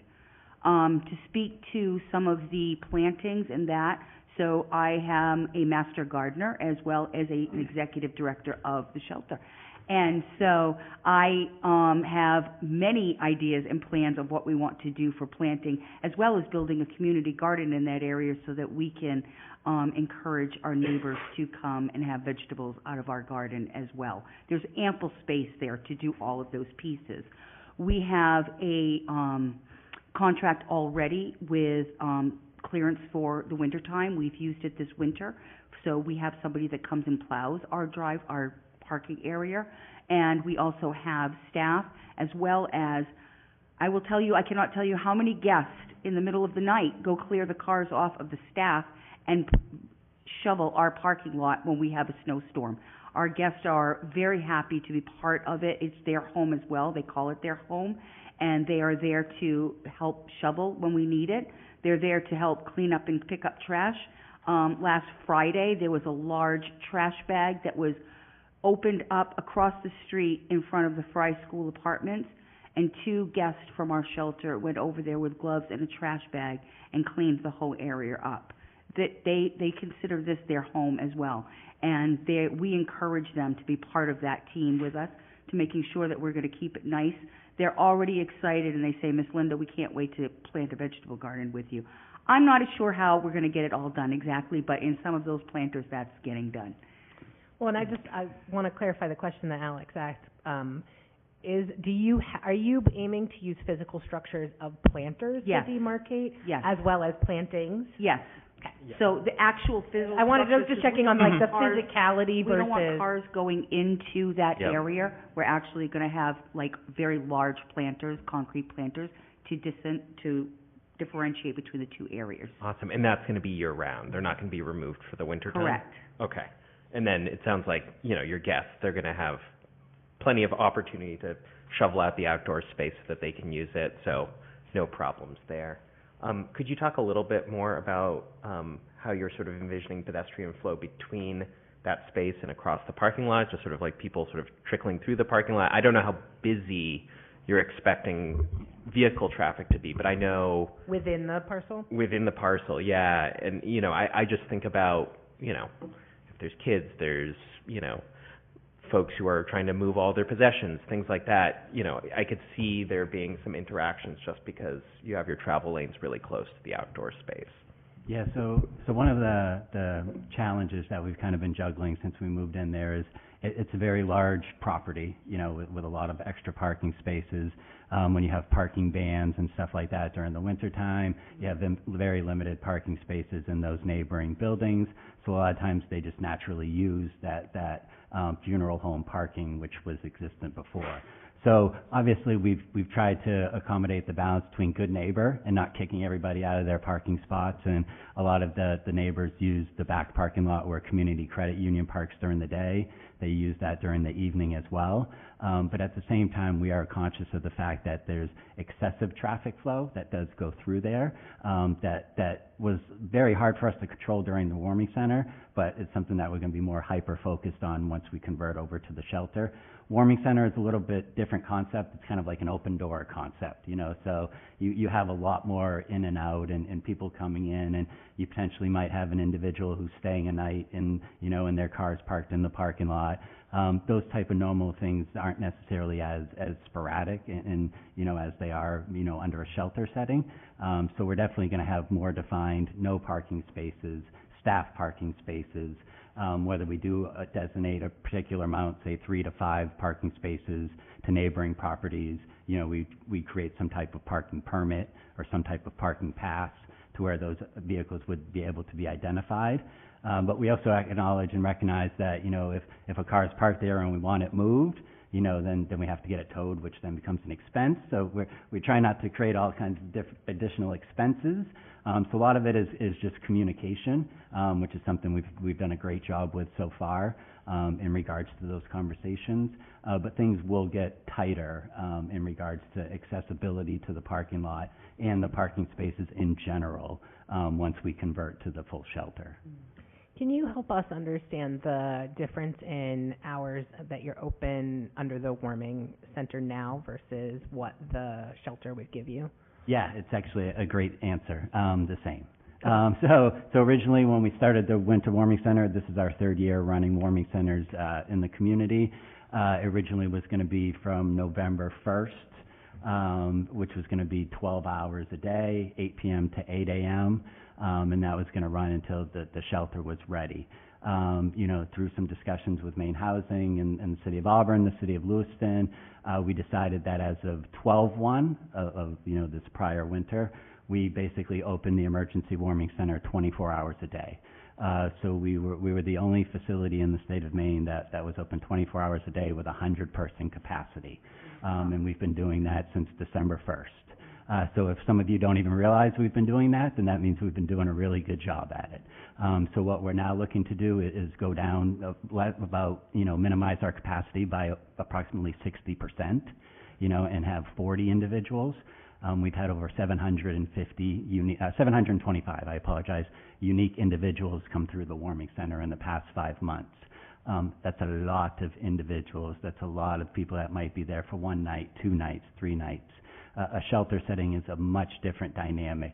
These people are really kind of focused on the program component of it, the transitional aspect, being able to stay long enough to be able to get my ID, to be able to get my birth certificate, to take that next step. Those are the individuals that will be focused on in the shelter setting. Thank you. Other questions, Cynthia? What would be, like a typical length of stay for someone in the shelter? It's a great question. If you take 10 people, there's 30 different variables involved. There's gonna be individuals that will be there for much longer stays. There's individuals that we've had in the warming centers for the past 3 years. We've worked with case management, we've worked with adult protective services. We still can't find facilities that these people can be accepted into. So where do they stay? They just stay out on the streets. So our responsibility is first, shelter and safety. But ultimately, the end goal is transitional. That's what we take pride on, is the transitional component. Lewiston, Auburn battles a huge challenge with chronic homelessness, to where the individuals are experiencing homelessness for a year or longer because they have so many different variables that our current shelters just aren't meeting. Simple things, if my breath smells like alcohol, I can be refused entry into a shelter. If I take a particular medicine, if I don't have a particular religious belief. All we're looking to do is get to the individuals that are facing all of those barriers and kind of remove those barriers and still help them get to that end goal, which is a self-sustainable lifestyle. Thanks. Ms. Smith? Yeah, so, Kevin, thanks guys for this proposal. It's very exciting. I just want to understand the capacity. So it's going to 49 beds, but you said that you often in the warming shelter have 100 people. So are you still going to be able to, during the daytime, have up to 100 people, but it's only at night that it goes down to 49? How will that work? No, the shelter capacity would ultimately be 49, for the shelter capacity. We are in discussions, and there are talks in regards to operational, program-wise, funding-wise, to revisit the warming center component, come the winter months. Usually the main housing considers November 1st through the end of April, kind of that winter warming center timeframe. We're getting to the end of that now. But there are discussions because we do have another private room in the building, which would be separate and isolated from the shelter on a separate floor, that does have I believe a 50-person capacity, which would allow us to potentially have a warming center component isolated separate from the shelter. Because there are different dynamics as well. You don't want to disrupt the flow, of the shelter people who have kind of made that commitment and are working towards certain goals, to kind of that in and out impulsiveness that kind of comes with the average guest in a warming center setting. So if we did have a warming center component added to it, we would want to make sure that we didn't disrupt, the 49 people in the shelter, which are the primary focus. And for just the sake of clarity and for the record, those potential plans aren't part of the occupancy or application that we're reviewing tonight. Correct, but just to piggyback off that a little bit, when we did do our conditional use for the warming center, that bottom floor piece was inspected by the fire department and city and code to make sure that that was feasible for warming shelter or possibly cooling center. It is ADA accessible, as well as having its own bathrooms and a spot where we could put a small kitchenette and have, refrigerator and service that in the future if we decide to go that route. Yeah. So I'm just naming that what we're being, I'm sorry that I'm going to interrupt you again, but I am. That just for the sake of clarity of what we're being asked to consider and what people might hear us take action on tonight, it is a 49-bed shelter, which is different than its potential use or even occupancy limits. We've recently had much discussion about occupancy limits in institutional settings, and so I just want to be really clear about what we're acting on tonight versus what fire department might have named was an occupancy potential for a future use. Great, and just a quick follow-on on this outdoor space. I'm a neighbor just a block or two away, and I can't emphasize how important it is to have a nice outdoor space that folks can go to, because it's really hard as a neighbor to have people congregating who were at the warming center and just have no place to go. And so you politely ask folks to move, but they've got no place to go. So this is going to be a huge advantage for the neighborhood and for the guests. So thank you for that. Mr. Pine? Is the intention to have the outdoor space only for guests? Or are you going to allow for, okay, so just only guests? We're pretty restrictive on who accesses the property or the internal components anyway, where the guests are, just due to, certain confidentiality and security purposes. So yes, ideally, and the goal is, even if it's some type of lattice or something, that to where, we don't want it to where it's like, oh, you can just go and hand something over the top of the fence and that type of thing. We're going to be conscious of those type of realities, and make sure that it's very secured and isolated for the guests only. Okay, yeah, and I would encourage you, and it sounds like this is where you're headed anyway, but, you know, any barrier that you put there, you know, still allows, you know, you don't want it to become the Yes, walled that's- fortress, yeah, right? You correct. know, and I hear you talking about, you know, having the neighbors come through a lot and school children getting dropped off by the bus. It sounds like you really have that under control, but yeah, just want to highlight that, yeah, we don't want this to become the walled garden that people can't, you know, see into and still interact with from a street level on some level, right? Any other discussion, Mr. Marcotte? I really like the area for recreation, or whatever you want to call it. Too bad the other site we discussed earlier didn't have something like that planned.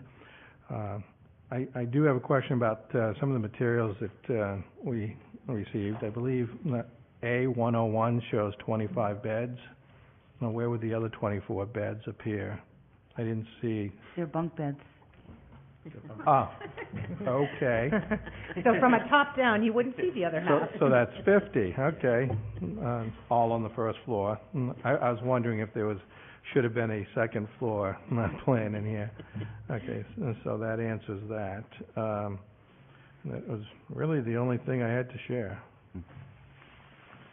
Great, so we're going to open this up to public comment. If you're here to speak on this issue, you'll make your way to the podium, you'll introduce yourself by name and the address of which you are affiliated with that brings interest in this agenda item, and you'll be limited to 3 minutes. That's okay, we are going to take a bio break right after this, which I apologize in advance for our item E. No, go ahead if you need to, by all means. Is there anyone here who would like to speak on this agenda item? Last call. Okay, I'm going to close it. Any final discussion or comments from the board? I think she was counting on us. Madam Chair. Yeah, Mr. Marcotte. There's something I wanted to bring up while we're waiting for one member to return. Staff review and comments, fire, no comments, police, no comments. I think those two departments, and Public Works maybe as well, shirking responsibilities to at least put some sort of narrative, not just no comments. There's a comment to be made on everything, positive or negative. It just seems like it's like they don't want to answer on some of these things because there's maybe some reason that they would like to and they're afraid to. I mean, some sort of narrative should be in all of these. It's not specifically this item. I just needed to get it out there while we were looking at that stuff. I'm going to take an item from Mr. Marcotte's playbook, if I might, on that particular one, which is 2 planning board meetings ago, there was a request made by an applicant unrelated to this item, but similarly about other departments making comments and essentially naming in email discussions that the planning board either had the authority or it was in our purview or we were required to act on something, and that other departments had directed that verbally or in writing to the planning board, but had not actually placed anything of that like at all in this section of the application. And I asked for additional information from our department heads, as well as the gentleman who suggested or threatened the FOIA request that he'd be doing, that we would be interested in seeing the email exchanges between applicants and other departments, naming it. Perhaps the applicant was mistaken, or perhaps that FOIA hasn't gone through, but I would name that is an area of open inquiry for me that has not been resolved or addressed, though I did request it. For clarity, you're not referencing this project. No, well, Thank you. I'm not, but for clarity's sake, if in 6 months you come before us for an I don't know what additional use, Right. and we hear at that time that a neighbor had a concern and they went to XY department head and XY department said, well, we said that in the beginning and we have on record right now that there were no comments from those departments, it is why it's relevant in this moment to us. And I'm seeing nodding from our director who understands my request. Yes, I understand your request, and we can reach out and talk to our other fellow department heads. I know in certain circumstances like this, there are inspections to be had, and usually that's when a lot of the comments will come out. Fire department is going to be scheduled, code enforcement is going to be scheduled, police is going to be scheduled to go out and do an inspection pending tonight's outcome. And my understanding is they'll have probably a lot of comments during that time. But I agree with you. We can probably coax a little bit of, little more information out of our, fellow departments. Well, and should they have comments after this board has reviewed and acted on an application, then those comments wouldn't be directed at the planning board and its authority to address them somehow precipitously before they come in front of us. And I think Shelley's gonna talk about some of the emails that we do get, but I'll let Shelley explain. Well, and I guess I was gonna say the comments that they might have would be related to the licensing. They're not related to your conditional use permit and development review. So like fire department. I'm confident in that. I'm just Right. saying that that's not the way that it's been presented to us previously. And I'd love to have that discussion at another agenda item because I think we have some of that in other business. Okay. That would be relevant, and I don't want to confuse people with, nor do I want to scare the applicant. But that is related and comes up for me with what Mr. Marcotte is pointing out as well. We waited to act because, you're our seventh person Madam tonight. Chair, Yes. something was said that reminded me something I thought of earlier and failed to ask. So, the conditional approval is one thing, licensing is another. Now, if something goes wrong in the next year or so, conditional approval is not something that can be revisited, correct? I'm assuming that that's the case, correct me if I'm wrong. However, the licensing would be something that the city council would probably hear testimony and may or may not relicense, correct? Yeah, and the city council's not the only licensing body either. No? Can you edify me on that? The city council is only one licensing agency. You have to deal with some other licensing agencies, I suspect. In this particular, yeah. Yeah, like health licensing or, Just through the main housing, what we have through main housing. yeah. Yeah, which is separate from the city council's consideration. I'd be looking for a motion on this agenda item. Please do. I make a motion that the application submitted by Caden's Kitchen Food Pantry, Inc. for a large homeless shelter on site with an on-site 24-hour programming at 70 Horton Street meets all the necessary standards for a conditional use permit contained in the Zoning and Land Use Code in Article 10, Section 3, Standards for Conditional Use Permits, and Section 4, Additional Standards for Homeless Shelters, including the specific conditions that the capacity of the shelter shall be limited to 49 beds. Any expansion in the number of beds shall require board reapproval, and that prior to commencing operations as a homeless shelter license is required from the city council. Thank you. Is there a second? Second. Item 3 is going to come in the next motion in case anyone's. Second. Thank you, Darren. Any discussion on the first motion? Can we hear the roll? Michael Marcotte, Yes? Penthea Burns, Yes. Shanna Cox, Yes. Amy Smith, yes, Alex Pine, Yes. Heidi Bartels, Yes. and Darren Gallant. Yes. Thank you. Cynthia, would you like to make the second motion? I would be happy to. I make a motion that the application submitted by Caden's Kitchen Food Pantry, Inc. for a large homeless shelter with on-site 24-hour programming at 70 Horton Street meets all the necessary criteria contained in the Zoning and Land Use Code, including but not limited to Article 13, Section 4, approval criteria, and that approval be granted with the following condition: that the plant species be provided for staff review and approval prior to the signing of the final drawings. Second. Thank you. Thank you. Any discussion on this agenda item? On this motion? Call the roll. Michael Marcotte, Yes. Penthea Burns, Yes. Shanna Cox, Yes? Amy Smith, yes, Alex Pine, Yes. Heidi Bartels, Yes. Darren Gallant. Yes. I'm excited for the Master Gardener's rendition of the species. It's going to be a list you are not prepared for. Good luck, and thank you for the Thank service you. to our community and the care with which you're doing it. Thank you. Thank you. Yeah. We are going to take a 5-minute recess, and my serious apologies to the folks in the back who I believe are on our next agenda item, but we just have to. We'll be right back. 5 minutes. I needed to before you started. Well, listen, Sarah, I'm about to bring you. Yeah.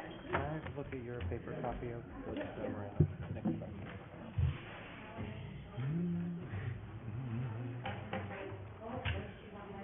We've got like a 1 hour ladder, so an hour and 15 minutes is already pushing. You made it a while. Oh, yeah. Staying in city council, she's on city council too. Good.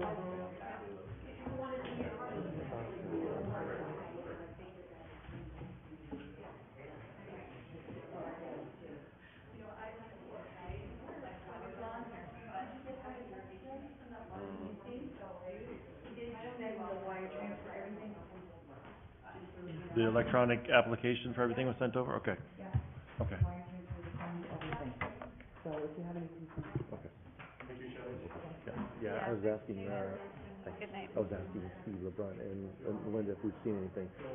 Did you see anything come in later on this afternoon? I received nothing. Yeah, I don't think.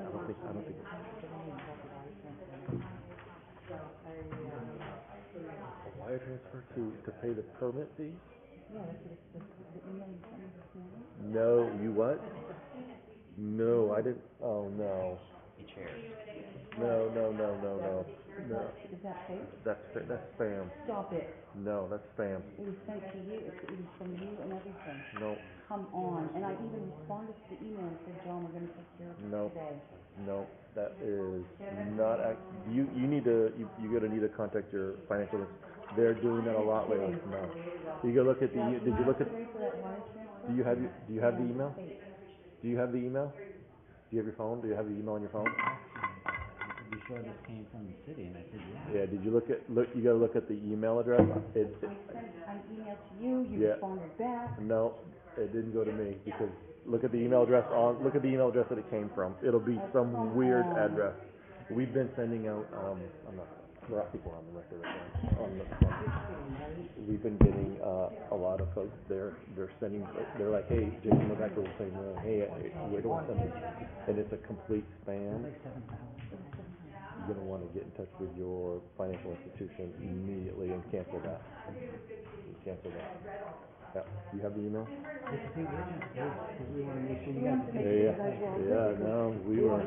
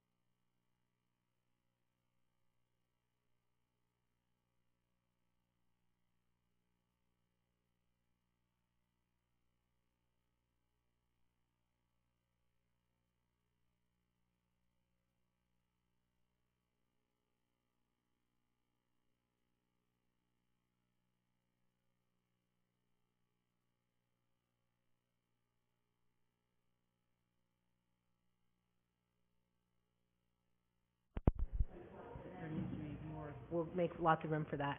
We have everybody except Shelley. Does that feel important? Shelley is making printouts, so it feels great that she's missing, because she's doing us a big favor. Welcome back. Do I need to, hey, Mr. Roberts Rules, do I need to do anything special to come back from a recess? Call the meeting back? Not really. Okay, great. Not recess. Adjourned. Welcome back. How's that? I appreciate our public who is being patient with us tonight, and I appreciate the board for making room for a quick bio break. That is appreciated.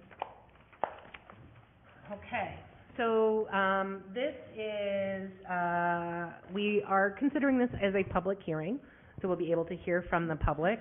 We have brought forward an item that was previously tabled, which is the no-name pond item. We were provided a memo with some information from staff today. Clarification and recommended action for the no-name pond overlay district buffer language. This was brought forward to us with an executive summary from our Director of Code and Planning, Mr. Connor. Will you be presenting this updated item for us tonight? I think presenting is a very strong word. I'm going to try to make this as simple as I possibly can and try to clarify as much as I can on this. So the impetus behind this was, obviously a landowner wanted to develop on a subdivision lot. We received some input from an abutter and highlighted the language in the ordinance that you guys have already seen that talked about the buffers. The ordinance language kind of confused us a little bit, to be honest with you. And as we started, looking more into this and reading it as it's written at face value, we believe that there was an issue with the buffers. As we spoke with the environmental engineer, John Kaczynski, we started doing some more research and looking into it and what exactly buffers are meant for, what these stormwater systems are designed to do.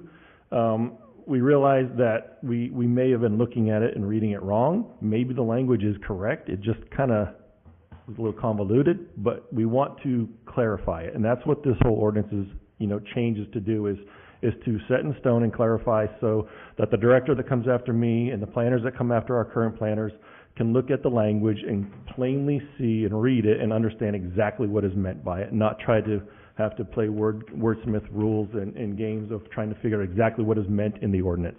So that's kind of the premise behind all of it.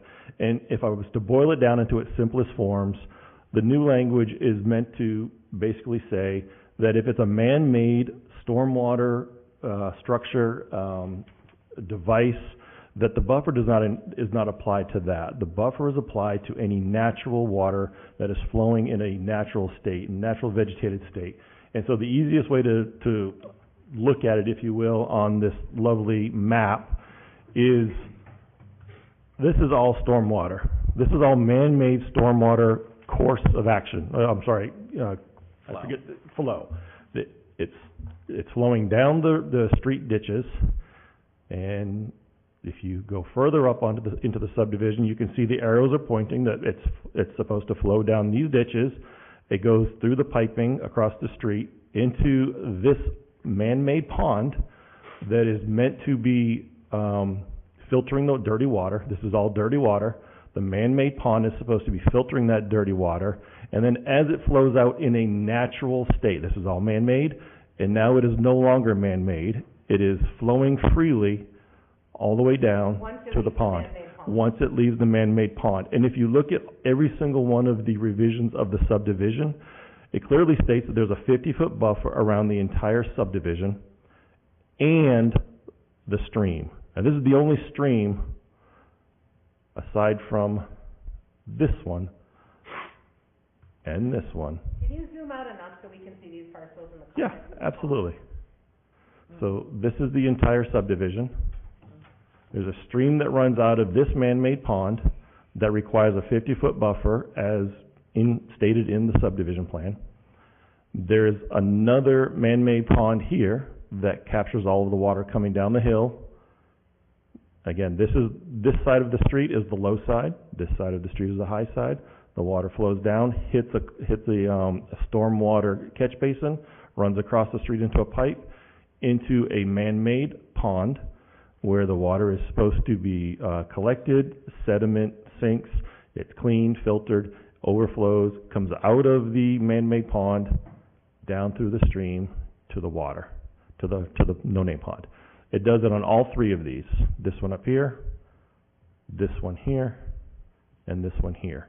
And so as we read through this and we talk to the engineers, they're telling us in the easiest terms possible is the buffer is not meant for a swale or a man-made pond, because this is all dirty water.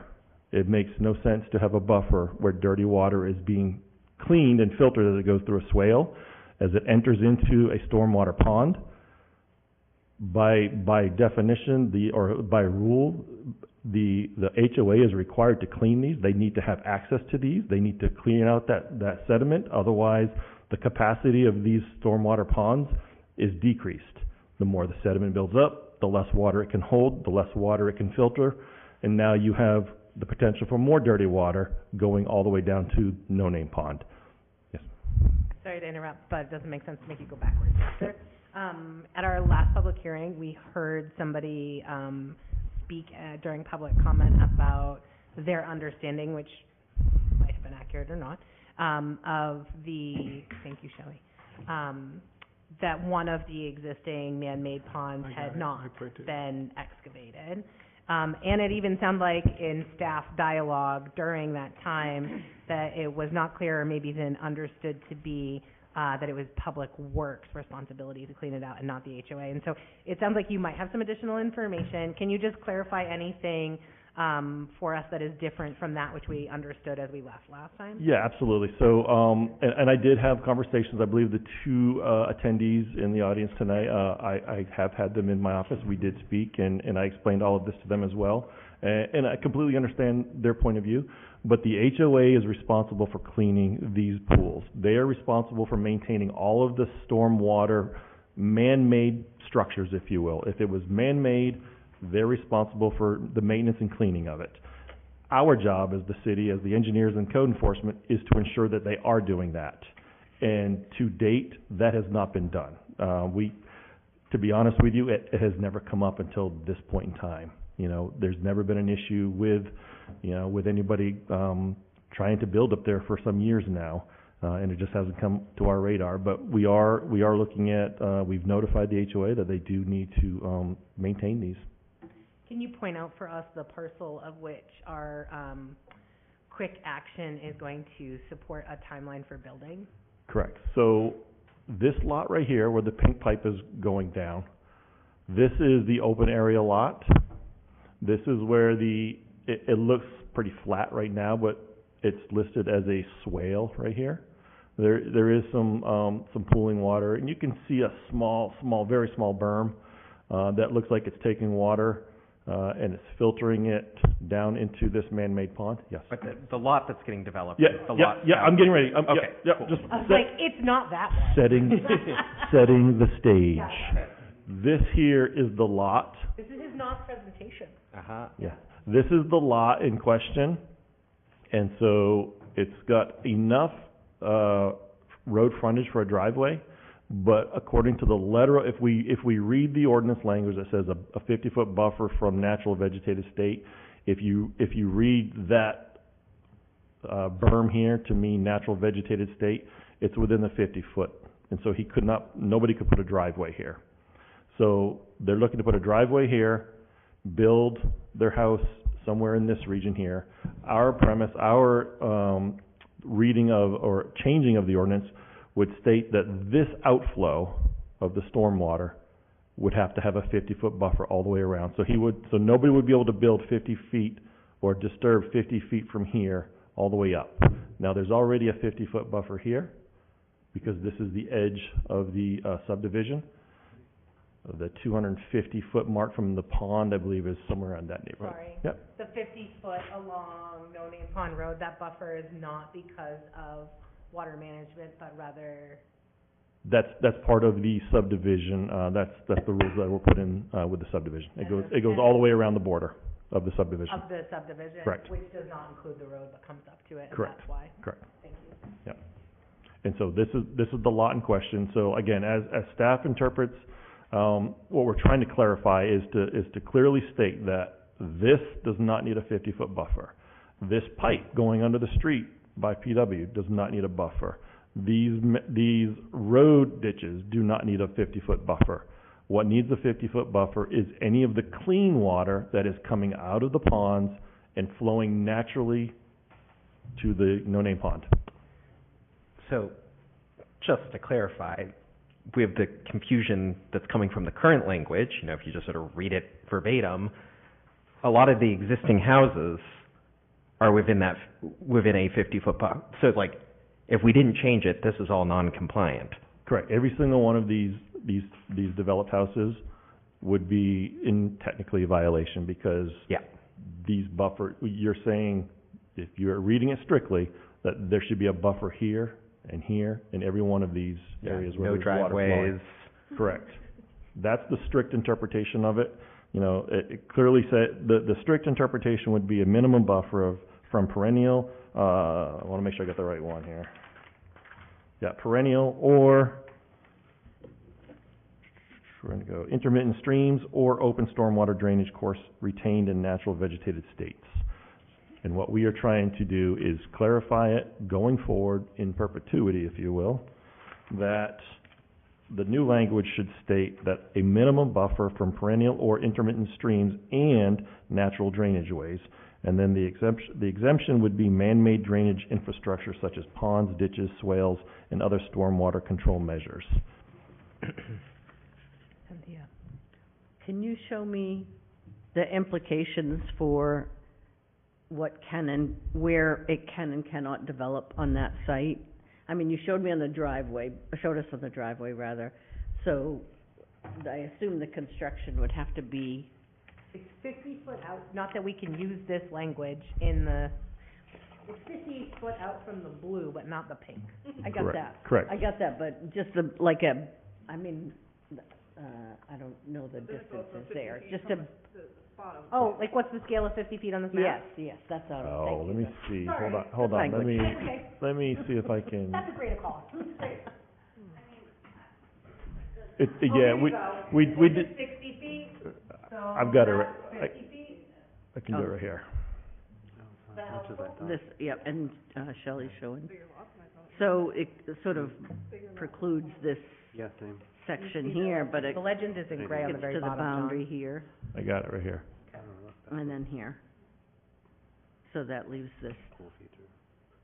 So give or take, that's 50 feet right there on the screen. Can I ask another question? Wait, he just drew a line for you. Oh, yeah, she, Yeah. So basically, he would have to build, or he or she would have to build over in this region here. Yes. What, how does the buffer interact with the construction process itself in terms of impact on that waterway? So the buffer is no activity, Like ever. like zero activity. And again, that goes back to, we need activity. You need to have the ability to get to this man-made pond because you have to do maintenance on it. Yeah. If this berm, or, I'm sorry, this swale, becomes flat and it's no longer directing water to this pond, you need to do maintenance to bring it up to the standards that it needs to be at. So a no activity buffer prevents you from doing that. And that's why we firmly, the way we read it is, the intent has always been this natural state after it has been cleaned, Yeah. the water. I think my question is, the construction process itself and stuff gets disrupted, how does the buffer relate to that? Just, I hear it as there's no activity. There's no from activity, so they construction. will not be able to do any construction activity within 50 No feet dump truck of runs this. through the buffer, even if they're not building in it. Right, and so they'll also have to have, sediment control, code enforcement, Right. as part of their building permit plans, would have to go out there and ensure that they have proper silt fencing and whatnot. Yeah. thank you. Yeah, great question. I have a question. Go Is that okay? Yeah. I try to wait till the end, but I understand the intent. The intent makes sense to me. I would like to support that intent becoming clarifying language. I'm not sure that this language does those things for me, if that makes sense. Specifically, and I thought it was really helpful for you to name like that retention pond is dirty water, but then upon exiting, it's clean. And like point to that one spot, right? Particularly when you have kind of like a not perfect cement circle intentionally because it's, you know, doing all of the natural ecosystem cleansing that we want it to do. And so if we were to say a 50-foot buffer begins at the exit of the man-made structure, and that is the point at which the water becomes now natural and clean again, I can get on board with it conceptually. I think it's a little challenging to point at it, but you're probably going to hit it within 5 or 10 feet. You're not going to be a football field away. I still don't think this language makes that clear. And that's the part that I'm struggling with, is being able, if we approve this as written, I think it would be easy for a really similar thing 20 years from now when it's not fresh and we all knew what it meant. The person making the application, the code enforcement officer enforcing it, the person who's going out and making sure the HOA cleaned the pond, to say, well, that's a man-made pond, and thus there is no minimum buffer needed. At what point does the minimum buffer happen? If there was no stream, creek, whatever, until you put in the man-made pond, does the thing that come from it become man-made as well, and thus the 50 feet needed all the way down doesn't matter? So like you pointed, can you zoom the other, yeah. So you pointed up here, right, where this stream stems from this man-made pond that you've got here. Was that stream always there and we put a pond at the front of the stream and said this dirty water going into the pond will be clean as it enters this stream that's always lived there? And are there ever times that we, and I'm sure there are, create man-made ponds of which the outflow from the man-made pond wasn't there before and thus feels pretty man-made, and yet we're going to require a 50-foot buffer from it because it's clean? Correct. So I guess I would, how would I say it? Yes, this is all man-made. This more than likely would not be here unless this was engineered and designed to do this. So the output, if you will, from the man-made pond, it comes from a man-made instrument, but then once it begins to flow through natural vegetation, none of this is touched. This is all virgin soil, or it should be, and it's filtering its way all the way to the pond, and this is where you want to keep it clean. So yes, it is a byproduct of a man-made. Like conceptually so on board. Right. I'm just saying this language. Yes. Like you don't have this map and we can't say pink and blue. Plus it's not consistent on the whole map, right? And so 20 years from now into the future, how are we crystal clear that the intent is to maintain a buffer around clear vegetated state water sources, even if as soon as they are 50 feet or at the point of outflow, even if the origination point is man-made structure? Right, like that differentiation still seems like it's missing, even though I understand. So it sounds like you need The outflow piece is not named at all, and it's like fundamental. Which is the drainage way. So okay, so the exemption is the drainage way. No. The minimum buffer from perennial or intermittent streams. So there's your natural streams, if you will. Sure. Right, and then Had nothing to do with it. And then your natural drainage way. So after it's been, you could look at that as the drainage way coming from the man-made pond. Yes, and then we've provided a 50-foot buffer exemption, so the 50-foot buffer is not required, right, exempted, when it is coming from a man-made drainage infrastructure such as pond, ditches, swales, and other stormwater control. So the storm and ditch is not coming from, when it's in those. When it's in them. So those features themselves are exempted. Yeah, so what I'm hearing here, if I could just butt in, is you're thinking about source, right? Like that's your main concern. This text is addressing the actual physical feature that that water, regardless of source, is going through, right? You know, so maybe what you're looking for, Shanna, is something that says minimum buffer from perennial, intermittent streams and natural waterways, regardless of, you know, natural or man-made source, is 50 feet. The exemption is for man-made drainage infrastructure that requires maintenance, and that's ponds, you know, ditches, swales, and so like including something in there that says, you know, these are exempted because they require maintenance, like spell that out. And does that sort of take care of that takes care of the ambiguity in intention? Well, it definitely clarifies the intent and purpose of having this language at all. Yeah. Right? And I think gives you an actual test, like a litmus test to apply. Because I mean, I don't know if our public folks here are the folks in the developable piece of land or not, but if you go to the parcel in question, 50 feet's pretty close, and if this map was just that natural driveway bit up by the road frontage was just like this much shorter, the 50 feet being around the pond or originating at the outflow of the pond would be like materially impactful to yes or no. And so, and I still don't think this really like helps with that. So if it's the maintenance, right? Yeah, could I point out sort of what you're talking about, just to make it, 'cause I just don't want this to ever have to come in front of us again. here's our 50 feet, and so if we say 50 feet right at the point of outflow of the pond, we're talking about that, and then it sort of goes around and includes the pond, right? You know, if it's For cleaning it. surrounding the whole thing. Or are we gonna like offset it, like where does the natural water course start and the pond end? Is that sort of what you're going for here? Well, That's how I was interpreting what you were saying. if I'm just to be clear about it, we've named, if you could point, Vanna, you're doing great. Yeah. So we've got 50 feet around the man-made spot because that feature needs to be maintained, right? Well, no, you don't have 50. You don't have You 50 don't. feet. No buffer. There's no buffer around the Zero actual buffer pond. around the Okay. Just once the water comes out. But once it becomes a natural feature, so that's after it leaves the little spillway at the end of the pond. Yes, Then we have the 50-foot buffer, right.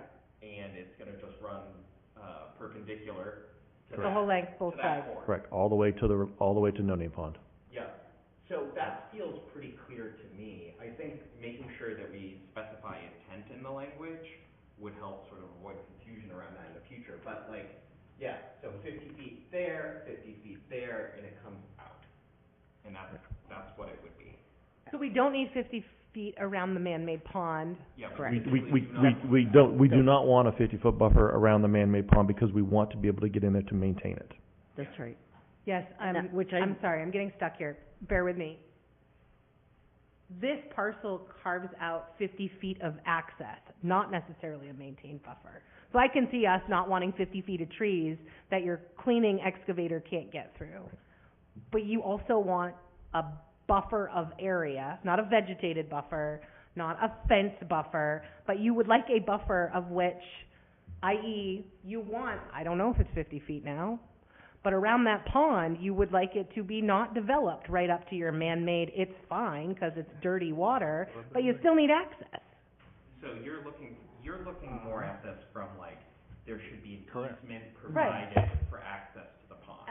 This parcel shows that that's there here. This parcel is open space designed by the subdivision to be able to go in here and access this.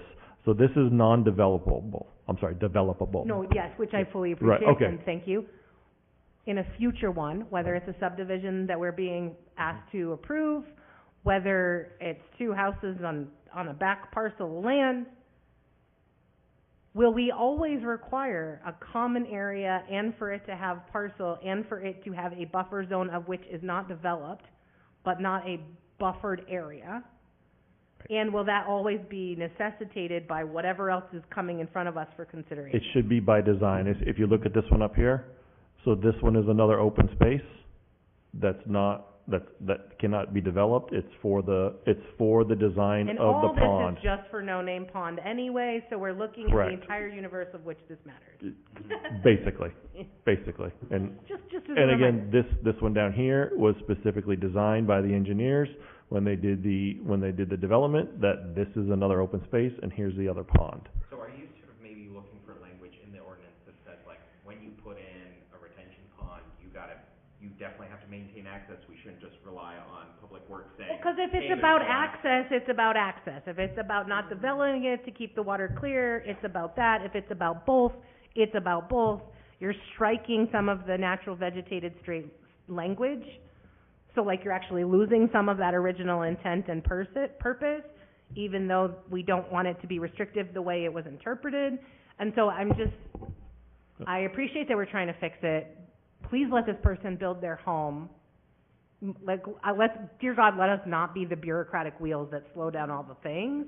But can we do this in a way that this is clear and meets the intent of what is being asked of us, and that we're not, hopefully it's not us revisiting it in 20 years. And perhaps the easiest way is just to redefine what a open stormwater drainage course is. Because if you look at the original language, if we were to just define what comes out of this right here as the open stormwater drainage course and ensure that it's not, thought of as this, Right. then the original language would pretty much clear. If we could just use the language of clean and dirty water in whatever way is, treated and okay. untreated." Thanks. Yeah. Can we workshop some language so that we don't have to punt this down the road again? Could we define it tonight with some agreement that makes Mr. Kaczynski happy? I have an idea of language. Great. So minimum buffer from perennial or intermittent streams, natural drainage ways, and the treated outflow of stormwater treatment facilities. And then keep the exception. Infrastructure. Yeah, maybe Stormwater infrastructure. treatment infrastructure. Yeah, because it might not be a facility, it might just be a ditch. Okay. And treated, Treated is the technical term here.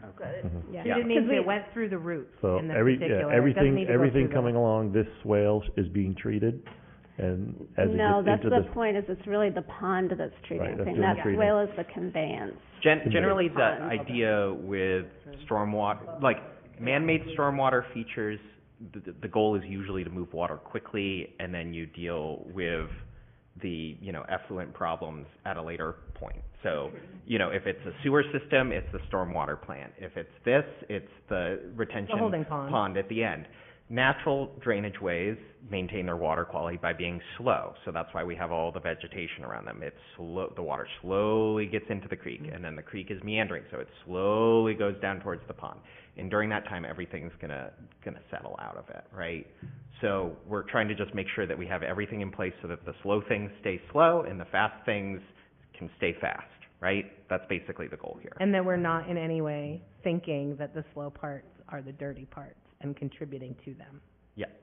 Yeah. The slow parts are gonna do their job. Can you read that I back was again, just gonna please? ask the same thing. Yep. Yeah.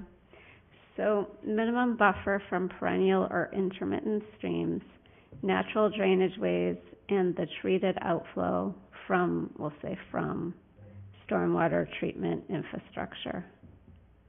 Yes. Perfect. Such as ponds, ditches, swales, and stormwater other. control measures, Mm-hmm.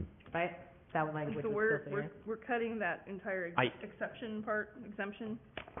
I would not include your addition, Shanna, because I think that adds confusion back in. Okay. Because, swales and ditches do not provide water, they do not upgrade the water quality of Does the that water mean we within can them. remove the exemption language altogether and just have it be what Shelley read? I think for clarity, it is better to have Sounds great. that your man-made drainage infrastructure Okay. is not that. My intention is to go to public comment momentarily after we have language that the board has somewhat agreement on, so that the public comment is of the most use. Could you say that one more time? Not that. The exemption. Really? I'm gonna ask her to, before I do, because I want it to be the last thing we read out loud before I open public comment. That's my intention. So, Mr. Marcotte, we haven't heard from you much. Go ahead. No, I'm just trying to digest the conversation so far. I think I understood language quite well. I think I understood the language in the packet quite well. I thought that it was sufficiently doing what somebody along the way wants to have done. However, it doesn't alleviate my concerns. Now, we talked about the 15-foot buffer would start here, come out here, here, and probably once it does that, circle back to here, like a crescent around the pond. No, I think the intention is just, it's a perpendicular, just 50 feet straight out, 90 degrees out. So from the point it leaves, it's Mhm. only perpendicular. Mhm. It's not back into the pond itself. Exactly. My concern is, okay, this property here can develop up to a setback. This property could develop up to a setback, maybe not close to the road, but not at this point. Where do you get the vehicles in and the equipment to service the pond? Yep, and that's what Shanna was bringing up earlier. So that, they'd have to ride along the pink line in that easement weird shape. The open space. Yep. Open space. So this is open space by design right here, by the subdivision, to be able to access When that. was the subdivision, 1995, I think? 95, and the language that we're attempting to change now was done when? 1992, I believe. And that space that we're looking at is Now, 25 feet? Your open That space channel? width for maintenance, 20 feet? 20 feet for the room? 20 feet right there. so one thing I'd like to point out though, is I think we don't want to get too prescriptive with the man-made drainage structures and requiring access to them. Because like you wouldn't want, you don't want to have like this huge table of like, if it's a 6-inch culvert, then you need 2 feet. If it's a 2-foot culvert, you need, Because it's already you know. addressed in this district and in this subdivision, and this overlay that we're considering isn't for the whole of Lewiston, it is for Yep. this, so we don't have to worry about it? Well, yeah, so I was gonna just say before because it sort of sounded like we were going down that path again, like, in this particular case, it is up to the engineer who's designing the system, city staff, public works to say, yes, this is a good design. And then also, it goes to the HOA, if you all wanna put in, something that is incredibly hard to maintain, someone has to go in there with a little trowel and shovel it out because there's absolutely no access space. That's what it might end up being, but the thing will have to still be taken care of. So, I just wanted to sort of highlight that we don't wanna, I don't think we need to focus too much on being too prescriptive around providing access to the man-made elements in the changes we're making tonight. We don't need to go there. Thanks, which I think we had agreed to before you spoke. Yes, yep. Okay. And it was coming up again, so I just wanted to reiterate it. No, I'm just making sure that I'm following our consensus. Yeah. Well, I would also like to revisit, now that I have some dates in mind, and maybe somebody else can help me, although I wish I could have a better memory of that era. This was the road to the old Bunting Yacht Club. It was. So, it was intensified at a certain point in time, by adding the road, the homes, and so forth. The obvious reason for ditches, swales, and retention ponds, because they were trying to protect that body of water. Like I said at the last meeting, that is our alternative water supply. I mean, you think you can actually build something within a certain amount of feet from Lake Auburn? Try to get that by the Auburn Planning Board and City Council. Now, I also asked when the language in this ordinance was last changed, and I think I got 96? No. 92 or 96. And what was the intent back then by the writers? Got the minutes of the planning board meetings back then. Some of these people are still alive. George Decio, Myron Ames, who was the water superintendent for the city of Lewiston. And these people should be consulted as to what was the intent of this ordinance, because that matters a lot before we start changing wording and vocabulary around, because I don't want to see an unintended consequence that all of this extra, dirty water because of the development over the last, 30 years, contributes to, jeopardizing that body of water, No Name Pond. So, just for my own clarification, the desired, the items that you're naming were addressed both with the way the layout of the subdivision was proposed and approved by one of our predecessors, which addressed drainage and water maintenance within it.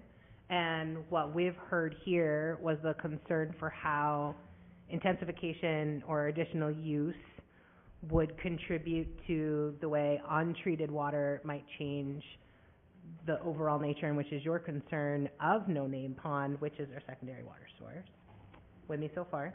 And so the fact that the subdivision, that now there is a proposed building on a subdivision which was approved in the first place to be developed, and that this house and this house exist already within the same watershed and water treatment. Grandfathered. Yeah, I mean, planned for. I think it's more than grandfather, like planned for, we'll carve out these, we'll make this subdivision, approve this. And thus the man-made ponds were also approved at the same time for the same intention, right? Yeah, and I was just gonna chime in really quick. You know, you were asking about intent.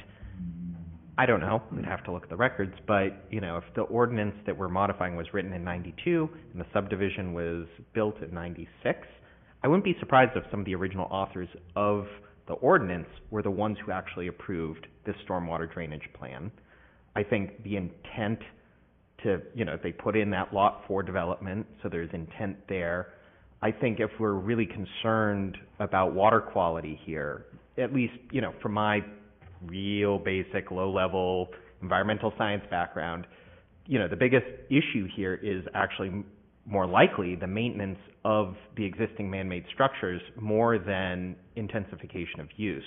Because if those man-made structures aren't maintained, which it sounds like based on previous comment they haven't been, you know, it doesn't matter if you intensify the use or not, there's just going to be dirty water coming out of them. You know, the water quality won't be good if those structures aren't being maintained. And I think it's important to point out that, you know, these stormwater, I don't want to say structures, but these designs, infrastructure, the infrastructure was designed by a professional engineer to suit every single one of these lots, as if every single one of these lots had a home on it. And as you can see right now, there's 1, 2, I think there was another one up here, but there's at least 1, 2, 3, 4, 5 lots that are not developed in this subdivision. And obviously we don't know the intent of what it was written, but we do know that these stormwater infrastructure was designed to hold as if every single one of these lots were developed. Just a quick point that out. Heidi and then Mike. Sorry. Yeah, I mean, to your point exactly, so who is ultimately responsible for this? I know it sounded like it wasn't the city, but so why did it get to this point? If these were planned, if they did such an amazing job planning this, why wasn't it maintained? And when it comes to enforcement, who's checking up on it? And what kind of penalties are there if they are not doing this? Maintenance. Yeah, not doing this. That's a good question, and it just, the only answer I have is that it slipped through the cracks. And now that we know, we're going to have to make sure that the HOA is doing what they're supposed to do out there. Mr. Marcotte. And remember that the engineering is 30 years old now, presumably, and needs to upkeep. Maybe it wasn't very wise at the time to make it the responsibility of the homeowners association, seeing as how the city had an investment in this, and it should probably have come under the auspices of Public Works all along for maintenance and expansion if needed, increasing the size of the retention ponds if necessary, because they got more intensive over the years, that what it had to hold, contain, and filter. And that's why I mentioned these two names. Mr. Decio was a former planner of the city of Lewiston. as well as Myron Ames being a water superintendent. And they're both still around. Shelley, would you please read the language again? And just for everybody's sake, and just clarity, we're gonna hear this language from Shelley. We're gonna move forward on the assumption that that is the version of language that we are asking the public to comment on, and that we are considering taking a potential motion on. Okay.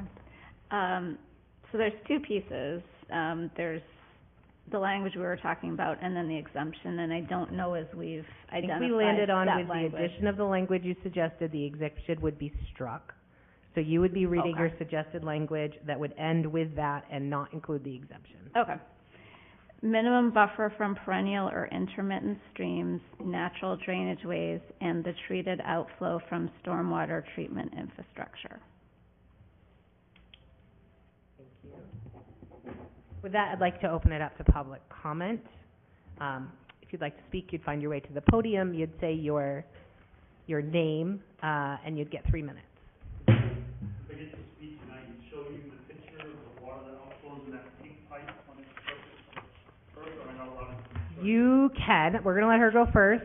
I'll give her 3 minutes, and then I would say you should probably swing by on your way to the podium for us to view it before your 3 minutes start. You don't have to run. Miss, if you'll give me just 1 second, please. Thank you. All set? Yeah. Okay. My name is Diane Chassie.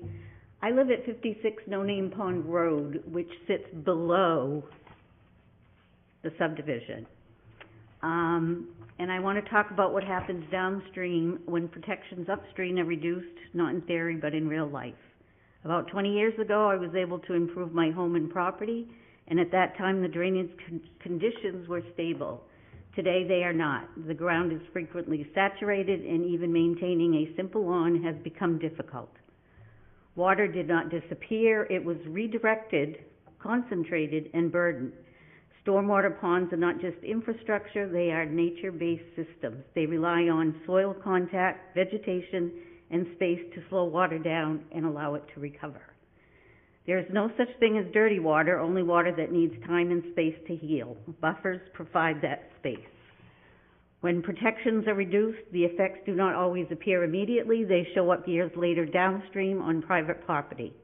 Weakening protections shifts risk onto residents. Blurring responsibility does not fix problems, it moves them. And in a conversation, I was told that my water issue at 56 No Name Pond is only maybe 1% of an issue that's regarding the water from water's edge. And I am here to say I disagree. I was also advised to reach out to Public Works, which I did, and I asked if someone could meet me and review the culverts in my driveway and on No Name Pond Road itself. And if you see that, it's the blue line to the left of where his pointer is. Yep. No, I'm sorry, to the right. There's a culvert there somewhere. Mm-hmm. And I don't believe it's working properly because my property's a mess. I asked if someone could meet me and review the culverts there, and I'm concerned for my property and the amount of water that seems to be getting worse every year. Kevin did reach out to me and he said he was going to send a supervisor out. And there's a strip of property between my house right there where he's pointing, and I asked if maybe Public Works could do something there to help the water flowing down from the subdivision down to my property, because it does flow down there.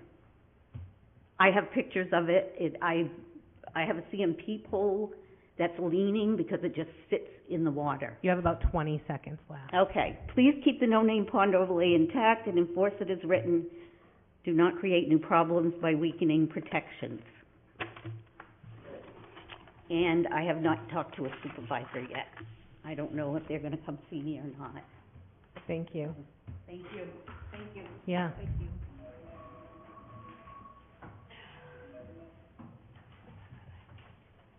Okay. Yeah, no, come on up. Start on the left and go that way, or do the right. Do I have it on thumb drive? Yeah, no. No, what do you mean, it's all, I wasn't, but. We'll just do a drive-by. Okay. And there is dirt on top of that, that's because it was snow blowing. Can you give us a sense of what we're looking at? Yep, you're looking, Right here is what you're looking at. yep, you're looking right down. You're looking as if he was standing here, taking a photo down this section right here. Great, So thank you. that's what's shown there, the pipe, I guess, or an air with flow. Like I said, the air was snow blowed. So I'm gonna see a pink spot on this, right? Piece of dirt, on top of the snow is dirt. From the road? From the snow, no, that's from the truck, so blowing the water. Who's doing the snow blowing? Can he be at the podium so that we can make sure it's on the Yes, record yes. while they're doing that? Cause we won't be able to hear No, anything yeah, he's saying. he'll start all over.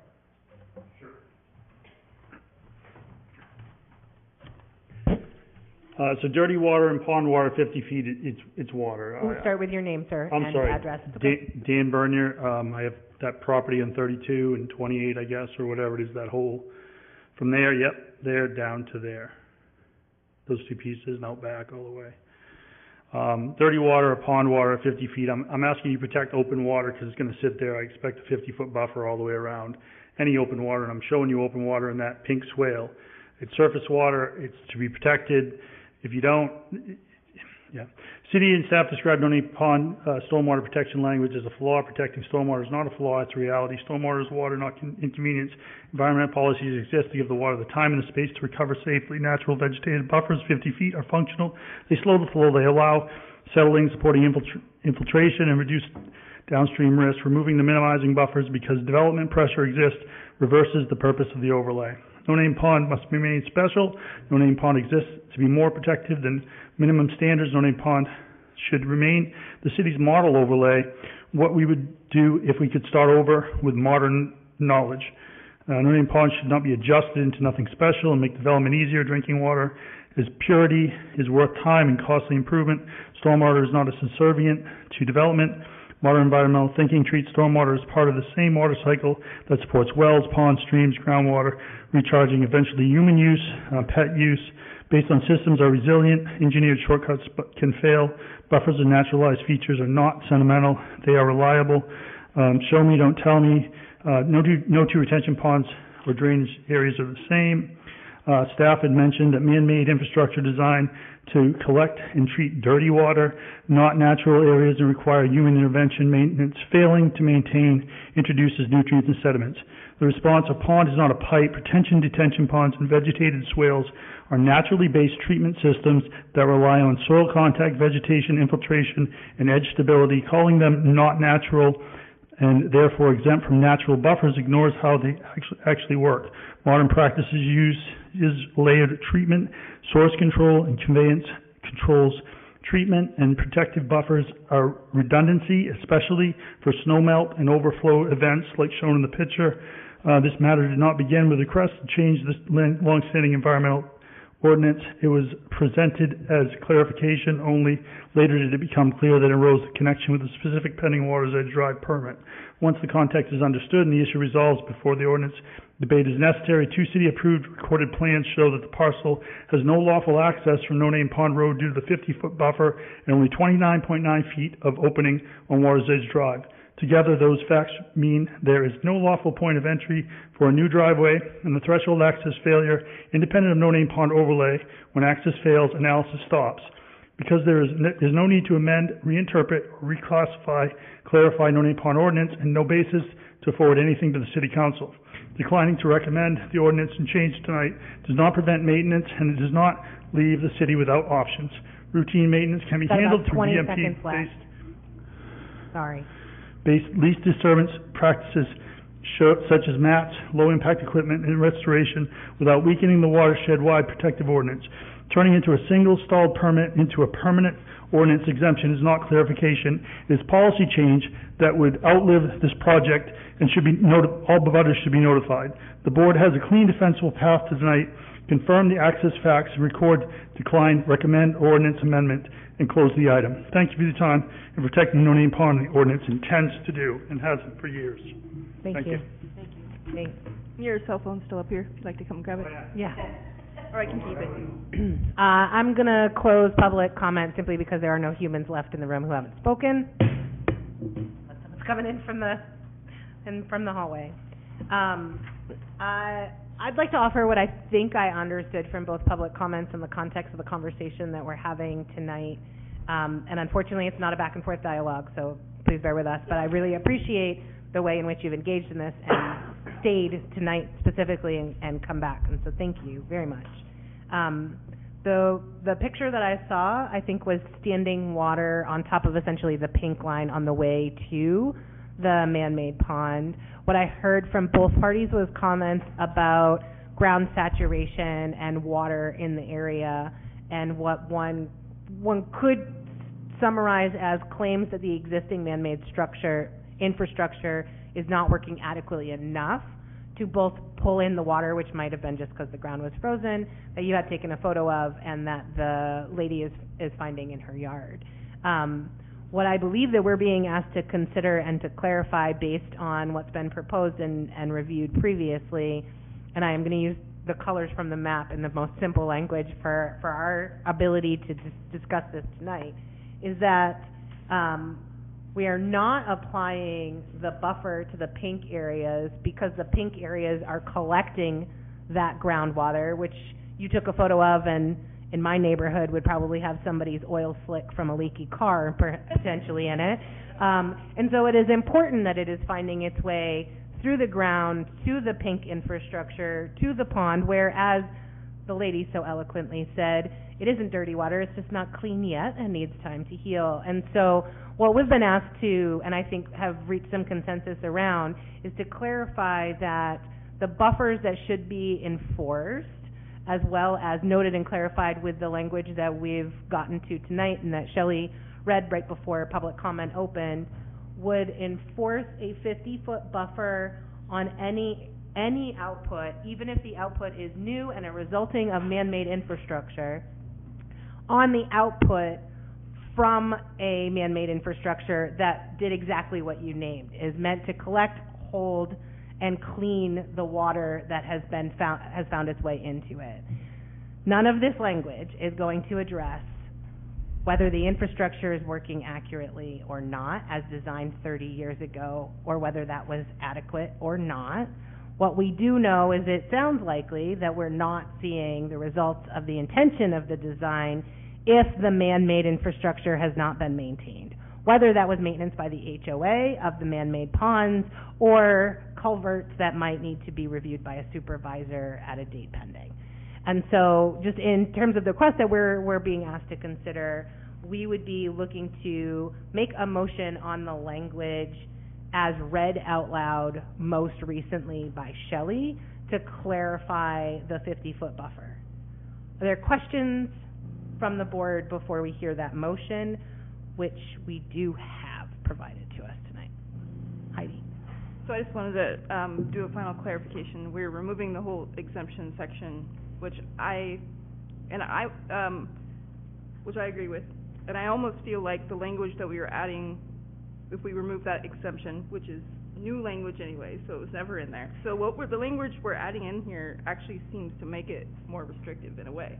It makes it more clarifying and restrictive at the same time, because we're being more prescriptive about what we're talking about when we say what's allowed. And so I think, in addition to the what this is highlighted about the infrastructure in that area and the city's ongoing efforts to ensure that it's being maintained, I feel like this is a good middle ground. It's going to allow the homeowner to be able to build their home. It's going to improve the area. It's not going to make this too lax. So I feel like it's a good compromise for all parties. On the front end, and there was a little bit of a question, which is, yes, the exemption language has been removed, so it was new language. So maybe it's not being removed, it's just not being proposed in the second place, if you will. Other questions or comments? So go ahead, Ms. Burns. I just want to say I appreciated Mr. Marcotte's comment about the city's interest in making sure this system works. So while there's some responsibility defined for the HOA in terms of the structures that are here, I would hope that we could have an active partnership in ensuring that the problems that are arising start to be remedied for the health of the pond as well as the well-being of the people who live around it. So I just want to express appreciation for that. Thanks, I'd second that. And I've got, if I may, I'll reach out to Kevin, or I'm sorry, Director Gagne, and speak with him. And I was the one that spoke with Diane about, about the 1% possibility, what we're talking about over here, not affecting what is over here. But we sympathize. This is very wet. Her lawn, her lot is very wet. It's a very low area. But we definitely need to discuss the culvert here to help her out, and I'll reach out to Kevin about that. Thanks. Thank you.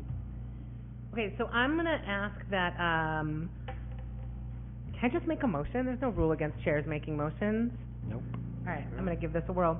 I'd like to make a motion pursuant to Article 7, Section 4, and Article 17, Section 5 of the Zoning and Land Use Code to send a favorable recommendation to the City Council for amendments to Appendix A, Zoning and Land Use Code, Article 11, District Regulations, Section 24-2, No Name Pond Conservation Overlay District, NNP, and I'm making up the rest.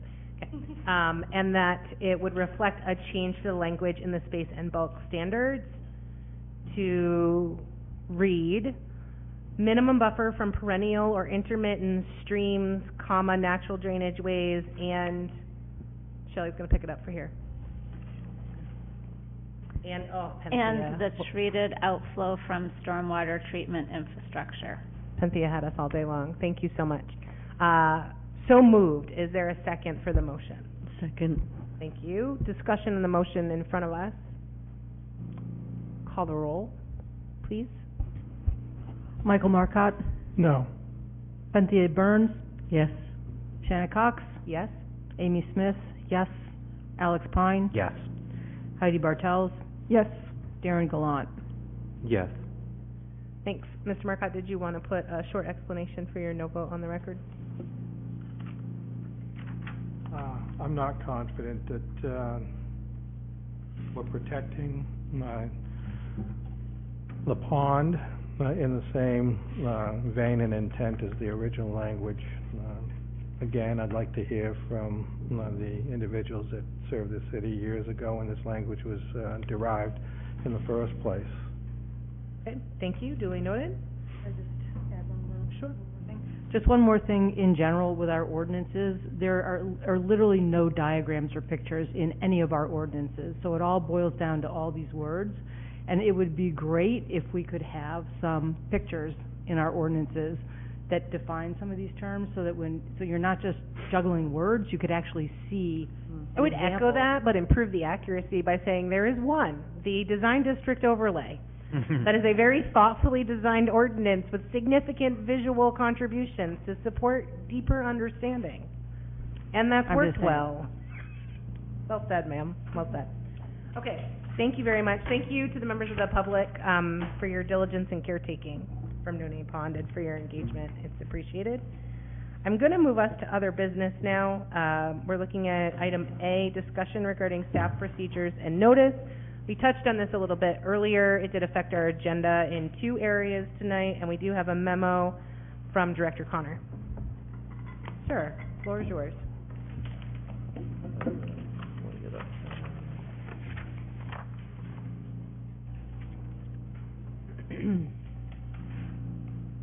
So I won't read the memo verbatim. Thank you.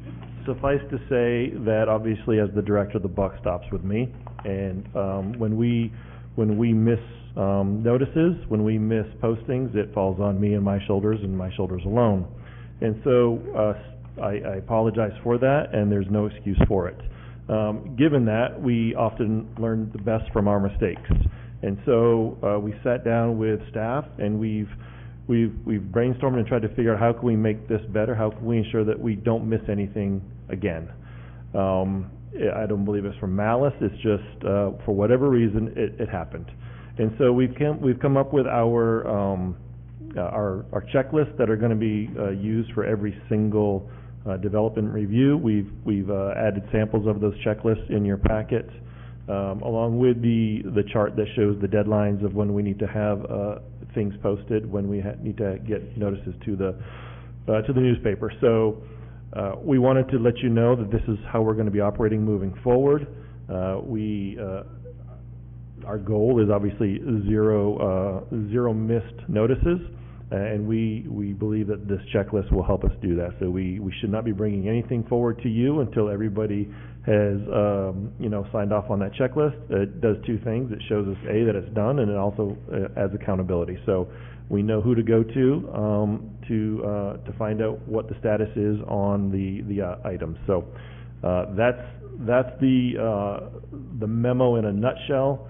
But again, from the board's point of view, from staff's point of view, we're always open to anything, any constructive criticism, any ideas, suggestions from the board that can make your lives easier, make it easier for the applicants, and be as efficient as possible for staff. Thank you. Ms. Smith? Yeah, so I really appreciate your attention to this and that you guys sat down and went through this in detail. But I will say that newspaper ads, U.S. mail, and physical postings at City Hall are ridiculous in this day and age. I mean, why are we spending money with the Sun Journal to put ads in the newspaper that almost nobody reads? So this was designed long before the internet, these ordinances, and I think we need to take a hard look. If our goal is transparency and making sure that people affected get prompt communications about this, we just have to do it in a different way. I know there's like state regulations, fine, but it's like silly.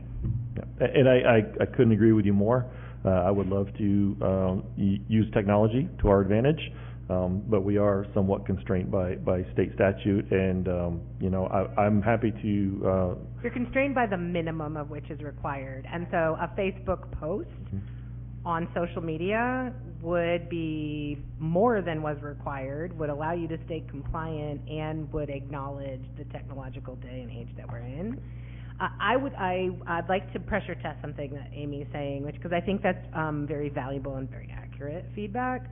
I want to differentiate the feedback being applied at a future date to what could be possible to serve good process and good transparency and communication from this learning versus us waiting to use these checklists until a future date, which I didn't hear in your request, but I just want to parse those two out, that this is a great start on a process improvement, and that's separate from what the actual, because this is essentially creating a checklist and an internal operational process improvement that will meet the steps that already are done and ensure a higher level of accuracy and consistency, but it doesn't change the process. Correct. It just documents it and supports it occurring.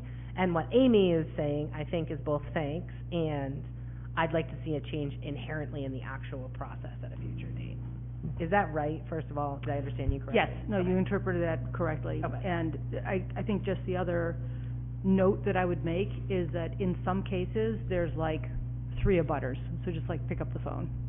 You know what I mean? I'm just trying to make this fast and easy and, again, transparent. I was gonna ask, is it required to be like US mail? It is? Yeah. Can't just go drop it off like our, Yeah, and it's also a newspaper in circulation in the locality, so it's pretty prescribed as to what sources we use. And that's because it has to be a matter of public record, right? And That's- so like that's, the it's state newspapers law. have been dictated as being that. So like same thing goes for like name changes, right? You Since go- 1819. Exactly, exactly. But that is part of the problem, right? In theory, USPS, you're assured to get notification if that's your actual address and you're there. We don't, if we put it on Facebook only, we can't be assured that the right people saw it. At least with USPS, in theory, again, I get it, there's a lot of variables there, but in theory, they should get it and they should be noticed. Mr. Marcotte? Would that include the physical address and the taxed address, if it's a landlord that lives out of town? Correct. We set it to the owner of record, correct? Owner of record. Yes, yep. Owner of record. Because that's the address we have, we don't, I mean. But is there it any, goes to the owner. okay, here, let me ask. Is there any opportunity that the owner of record who lives in Nevada for 85 Bartlett Street Like, we actually do know the address that's being affected. It's 85 Bartlett Street. Are we sending it to 85 Bartlett Street as well as the Nevada address of record, or are we just saying the only people who really need to know live in Nevada? It's In the that owner. example. Yeah. Right, it's the owner of record. Yeah. It's the owner, so it would go to Nevada. Mr. Connor, I appreciate that you just took a note on that. Yep. So if you had 25 tenants in an 8-unit building who have no understanding that They it's wouldn't happening. get noticed unless their landlord gives the notice. And I know that we have an incredible landlord registry that would theoretically also include the property maintenance company of record. Good chat. And emergency contact. Okay, I'm gonna bring it to Penthea and then others if they have questions too. I just have a simple, question about the checklist. The initials and date, is the date that something happened or the date that something is supposed to happen? The date that the individual, the staff member initialed off on it. Completed that. John Connor initialed, I took care of this on this date. Okay. Yep. Thank you. Other comments? I would like to bring forward a suggestion from both of these lovely checklists that echo what feels like perennial thread of conversation for our planning board, which is the way in which this city can find ways to do better at public service around process, particularly if the process creates economic development and or revenue for our city. So that's like an age-old conversation that we've rehashed that sentiment in a million different ways. And in this, I would just say, what a beautifully clear step-by-step description of what happens for your application to get on our agenda and be heard. And I don't know if that has ever been summarized in one document in a clear chronological place ever before. And I would hope that this lives somewhere in service of that being a better business partner goal on a website as a, like, if you're putting in an application, here's the list on when it would be staff review at the top, here's the list when those live somewhere. And if you come to me on Wednesday and say, I see the planning board meets Monday, why can't you do my application? You have a beautiful answer that is accurate, right? And I just, like, this is good work. Let it serve all of the purposes that it could serve because it is good work. So thanks for that. It's all their work, by the way. Yeah, So good job to the they did a team. great job. And Mr. Pillow, who I don't believe I've met, but is a contributor for tonight's I think activity. you have met him. When he was hired a year ago, I believe we brought him to a meeting and introduced him. So it's been a year. And then you just hide him in It's the been a back while. and occasionally get a memo out of him. Yeah. Okay, I see how you work. Our appreciation to the whole team, truly. Any other items that you'd like to name related to the staff procedures and notice before I move on to, I think, 2 other items that we have tonight? Well, we moved up no name pond. So the other item, we want to talk about the recent introduction of a planning board email listserv that, so just for the record, it used to be that people would, I don't know, email staff and staff would get stuff to the planning board. Ironically, until rather recently, the majority of that still happened in a packet, in a physical delivery, and we appreciate the use of technology for communication. The listserv has resulted in a couple of things. I'm going to name some observations as I've heard them from others so that we can look to solve a problem knowing what the problem is.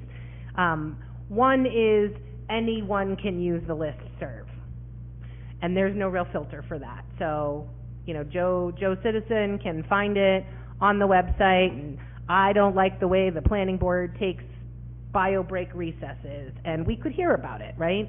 So that's one thing that we've noticed. The second thing is, because this is an IT and technical point, and so feel free to make a note of this and talk to the right folks in IT, but because of the way the listserv was set up and because of the way the communication flows from what could be an external email address from anyone in the public through the listserv, and then the listserv delivers it to our inboxes, it's delivering an unknown email address's communication through a secondary listserv filter, which gives it a high probability that it's going to end up in our spam. So the concern being from us that the intention of, I emailed the planning board from there, maybe no one received it. Maybe staff didn't even receive it because spam filters are really interesting. that way. And so one point that I would name is, as we make an agreement of how to ensure what is sent using the listserv from the public is received and in a timely manner to inform our deliberations. I think that fundamentally is the baseline we're trying to set tonight. How can Mr. Connor be sure that this email sent from John Q. Public got to everybody today and that we saw it in time for tonight and that he did or didn't need to print it and name it as additional correspondence for us or not, right? And so that I think is, so items to be, I think, wary of is how is there communication from a known email address, staff, that's not from a digest or filter? How can we ensure that there's something from staff that increases the likelihood that we've seen it? Or something that simply says, we've seen 3 emails to this email digest this week. Have you received these 3 from these senders labeled with this subject? And if not, we can diagnose the issue at that point. So there's the issue of how we're ensuring folks saw something that was received by planning board members through this listserv. The second item is, let's assume we resolve that problem and you're getting 100% of things sent to the listserv. How late prior to a planning board meeting is sufficient for us to have said, yeah, I got that and read it, versus please print it, bring it to us, and name it? That's the 2 pieces. So go ahead, Heidi. I would certainly say, I just wanted specifically to that, because 8 to 5 before this meeting, I cannot read anything. Yeah, you're working. I'm working. Right. All day long, on a Monday. Yeah. I can't, so it's gotta be at least a day prior. A business day prior, or Sunday's fine, because staff's not working on Sunday. Yeah, so really it would be a business day prior for you guys. And they're not working Friday, though occasionally I see stuff that indicates maybe otherwise. But, so we're really talking about 1 business day of which City Hall is open, so that knocks out holidays too, prior to a planning board meeting, So. as a bare minimum. So we got something at noon on Thursday. You don't have to print it. We got something at 5 p.m. on Thursday. We're probably still good. But only if you verified that we received it by 5 p.m. on Thursday, right? I think Wouldn't the agenda only go out on Thursday anyway? Goes out on Wednesday. Goes out on Wednesday. The goal is Wednesday. Yeah. Mr. Pine? Happy to have a longer discussion with you all about this. I used to have to handle sort of customer inquiry, public comment type stuff for a previous job. There's a lot of ways to do it. I think, given the fact that we do, at least for myself, I do want public comment to be put into the record. I want to make sure that everyone is getting access to it in the same way. I'm not, I was thinking through it during the meeting, like, how do we crack this nut? I'm not sure that the current, I like the intention behind the current email. I don't think it's ever going to be able to really accomplish this without a whole lot of extra manual work, which in my mind defeats the purpose of having it. So I would be happy to sort of sketch out some possible avenues that have worked really well in my professional capacity, so that we can make sure that public comment is public comment, that general inquiries about the planning board are general inquiries, and that those are getting to the right spots at the right time, so that they get incorporated into the public record. Yep. And to be honest, we have talked internally with staff of that same logic of, by the time we get ready to head home on Thursday, anything after that, we know we'll probably have to print. Yeah. And bring to you guys. And the premise behind it all, obviously, was, we knew that it would probably not make our jobs easier. It was mainly to give the public a means of, a feeling like we want them to have direct support, just like the council has public comment. Luckily theirs is a different email, but, we wanted them to have the ability to go directly to you guys. But it just seems like lately there's a lot of complex agenda items that are being brought, and people have a lot of comments that are going to span more than 3 minutes at the podium. Yeah. And so we're happy if you guys are. I'm gonna hopefully not make them all mad. They're gonna throw something at you. But by and a nameplate goes by exactly. By 3 p.m. on Thursday, if we whatever we have, we're going to assume you guys have. And after that, we'll print and bring a copy for everybody. thank you, and are folks okay with that as a starting point? And I urge you to have a technological offline conversation with Alex that might help solve some of that. Shelley? I do have a follow-up question because one of the challenges on a Monday is at what point is it too late for people to expect that we've printed it and brought it to the meeting for you? Because getting something at like 3:30 or 4 o'clock starts to get difficult for staff to have kind of coordinated and printed that.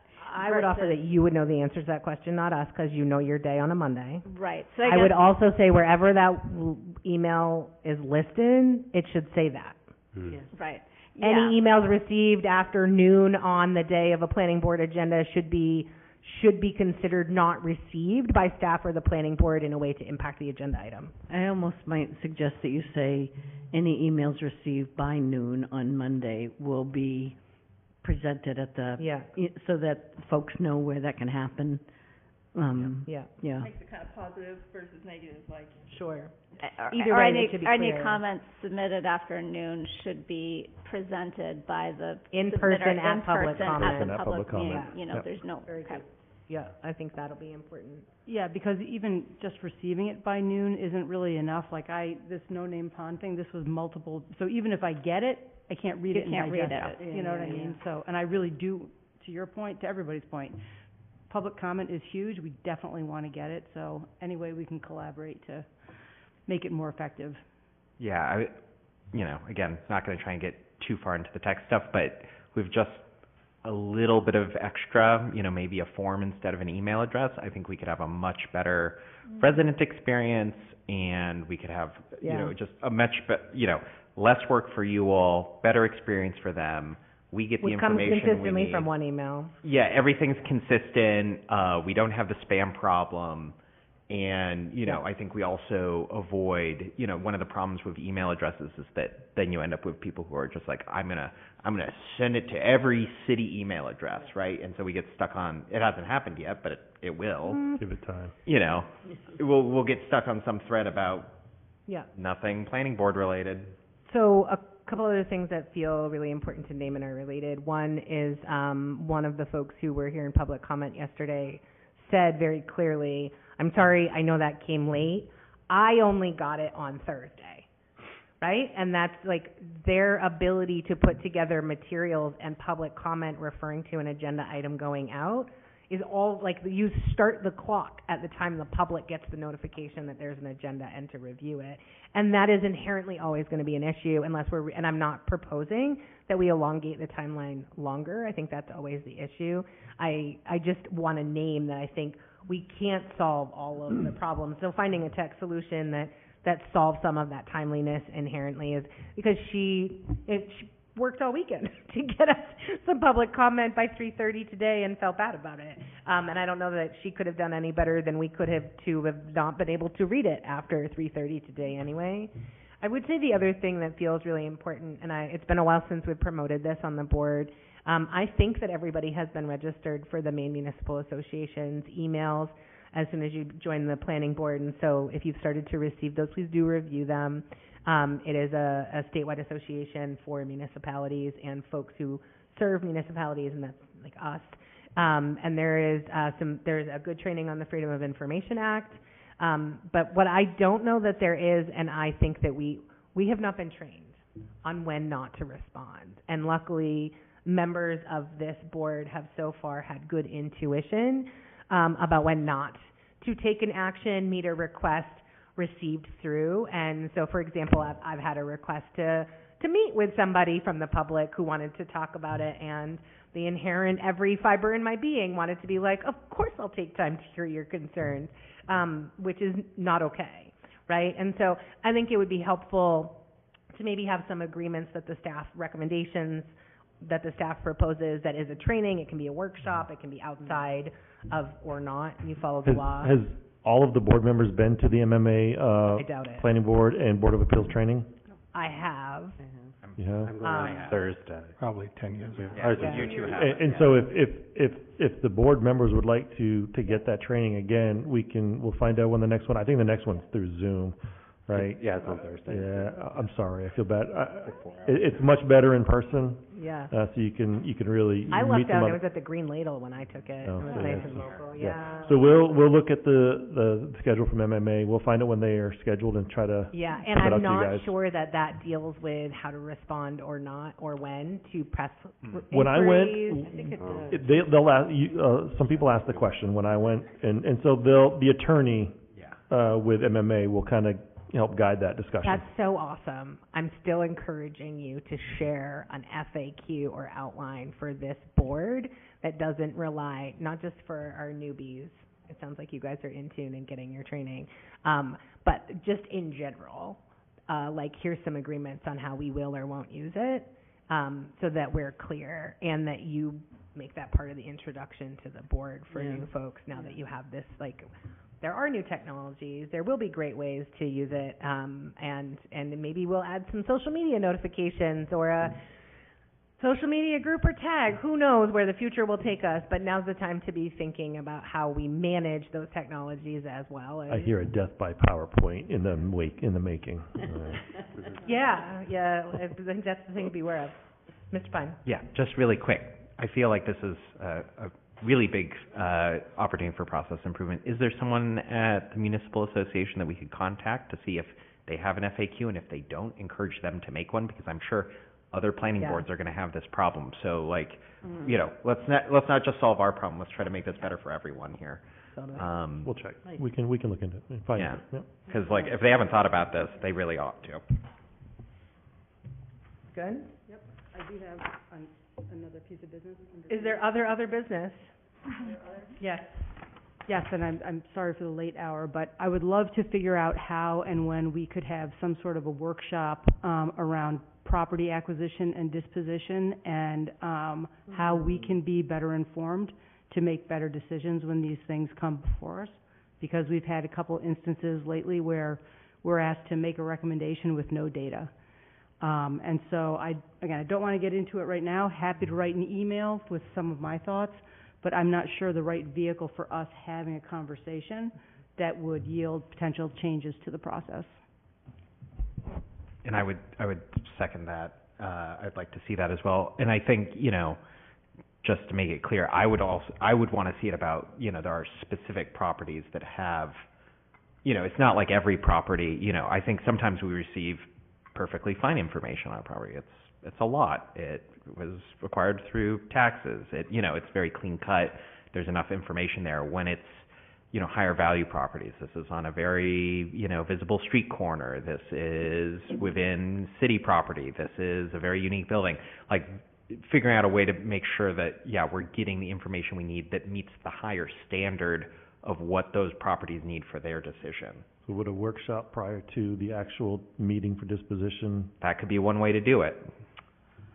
I hear two think- things. yeah. I think that I'm hearing a desire to have this discussion about how to do it, and that which you just proposed might be something to discuss in there that becomes part of how it's done.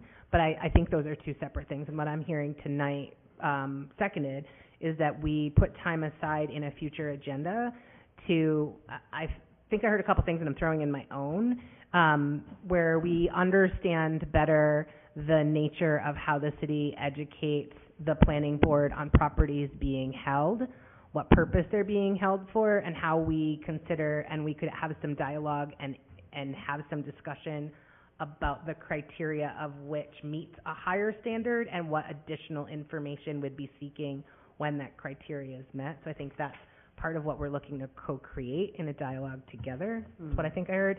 I would add to that, whether it's in preparation for that workshop, in preparation for that workshop, I think it would be really handy, and take your time to do this right and well, because I think it'll be a tool that you would use regularly and that we might review annually or every 2 years. What is the complete list of properties that the city is holding? And is there like a basic coding system? We don't need a book, we don't need all the pictures, but is there a basic coding system where we received them because they were tax acquired and there's no plan? They're just sitting on the book. Are they developable? Yes or no? Are they included in an area of high interest? I would use the Riverfront Island Master Plan as an example. I mean, I think there's you know, there's a couple of economic development plans, recreational plans, that like maybe we're holding it because that's the next best park or the next best school or the next fire department. Like we've got a number and we talk about them every year when we're looking at the capital improvement plan with each of these different departments, that there's parcels that we're intentionally holding because it's gonna make the washing station for the public works or, and so like, how can we discern what properties, I'm gonna be honest, how can we discern that there is a process by which there are being considered and held, and how a board that's set entirely around planning might have some insights on that process and what's being held in that process? I think that's inherently what I'm looking for, is like, what are we doing? What's the plan that the planning board is considering? And how can we see it outside of a 10-year comprehensive plan update when it's about the actual tangible properties, which you're asking us to dispose of or acquire? And I'm gonna concur with that and just add one tiny thing, which is that the very first step is it says, once the city administrator has determined a property to be surplus, then the planning board will be asked to review and make recommendation. So one person gets to decide what's surplus? What is the process by which the city says this is surplus? That's being read from a memo on February 17th, 2026. Right, this is from the disposition of 85 Park. Yeah, it's the disposition policy. Right, I mean, who, I don't understand. And what It's not more criteria- detailed than that. And what criteria are they using? So like, Is there a dartboard and in having the occasionally routine been rap that one process? person that Yeah. has to apply this arbitrary criteria, like there's been times when I would have loved somebody to have asked the question or been more descriptive. Okay. Or for me to just say, yes, I use criteria, thank you for being interested enough to ask. And if we're being asked to vote on something that the council or others have, gotten more detail in an executive session, we should get the same information. Yeah, we've discussed that as staff, that there may be, Yeah. a need for more executive sessions, joint executive sessions. Yeah. Thank you. Thank you. Is there any other business? Great. Then we're gonna move to item number 6, reading of the minutes, and I'm seeking a motion to adopt the March 16th and 23rd, 2026 draft minutes. Mr. Marcotte. I've got some issues in each one of them. The easier one is March 16th. I believe it's one spelling item. On page 4 or 5, E, fourth paragraph down, last sentence, it should say he spoke of, as opposed to S-O-K-E. Yep. We got that. That's all I had on the, March 16th. Any other corrections for the March 16th minutes? Mr. Pine, looks like you were gonna, okay, go ahead. On March 23rd, there's quite a few issues. Are they grammatical and spelling in nature, or do you have any substantive ones that you... Well, there may be some spelling, but none, more substantive, of course. So on page 2, at the very bottom, where it says voted 601, passed, Michael Marcotte opposed, it's supposed to be 6-1, not 601. And that's repeated a few times throughout the remaining pages. Right, yep, I see that. On page 4, the voted, twice. At the bottom of page 4, might have been something to do with, how it broke to the next page. Michael Marcotte stated his opposition was due to underutilizing limited land, comma, the board worked hard. Sounds like, there's maybe missing a couple of words like, and that the board worked hard. That should have been, The words may have disappeared in the, push to the next page, I guess. So probably and that should sit in between. On page 6, and just, I'm getting ahead of myself, page 7 has another one of the 601s. But the item under other business, the discussion on Lisbon Road, Fire Station, and LCIP. My understanding is that was a motion which got seconded and voted, and it's listed here as a straw poll. And I have to question whether any communications, correspondence, ended up in the hands of the council the very next night, which we had discussed. I do think that it was a straw poll with a recommendation, because there was no motion required or necessitated for the recommendation to be made, because it was just additional information being provided for us that night. I don't think it was an actual motion. Well, I think we did direct staff to make the recommendation and deliver it to city council, and to do so in a timely manner, though. Yes, well, like I said that night, that any, because I thought I was gonna get pushed back. I just want to clarify, it was a straw poll, and staff did email administration the information that day, so. My intent was not a straw poll. My intent was a recommendation, and like I said that night, if this board can give a recommendation to city council anytime on any subject that it wants. Doesn't mean the council is gonna adhere to a recommendation, but that is something that is, we have the privilege and the right to do. I think the straw poll was a straw poll on the recommendation made, and that the recommendation was being facilitated even though we didn't make a motion to make the recommendation. We requested the recommendation, and so going forward, if you'd like a formal motion to have a recommendation made, I can support that. But the intent and the delivery, as well as what I understand the follow-up to be, was that we were making a recommendation. We formed it by consensus, and that it was delivered to council in time. And I understand that that's the action that did happen as a result. So I can appreciate a formal motion next time, but I think your intent of that recommendation being formed and delivered to council by the board did occur, and was the intent that was shared that night. Okay, because, the original, pass-along of emails, was that, the LCIP recommendation had already been made, and that there was a, ordinance, rather than a statutory, an ordinance, related time deadline on that, and there was no mechanism for reconsideration. Well, rather true on both counts. We were not in a position to reconsider that motion because of a time deadline, and I believe the meeting had not transpired in between as far as reconsiderations are concerned.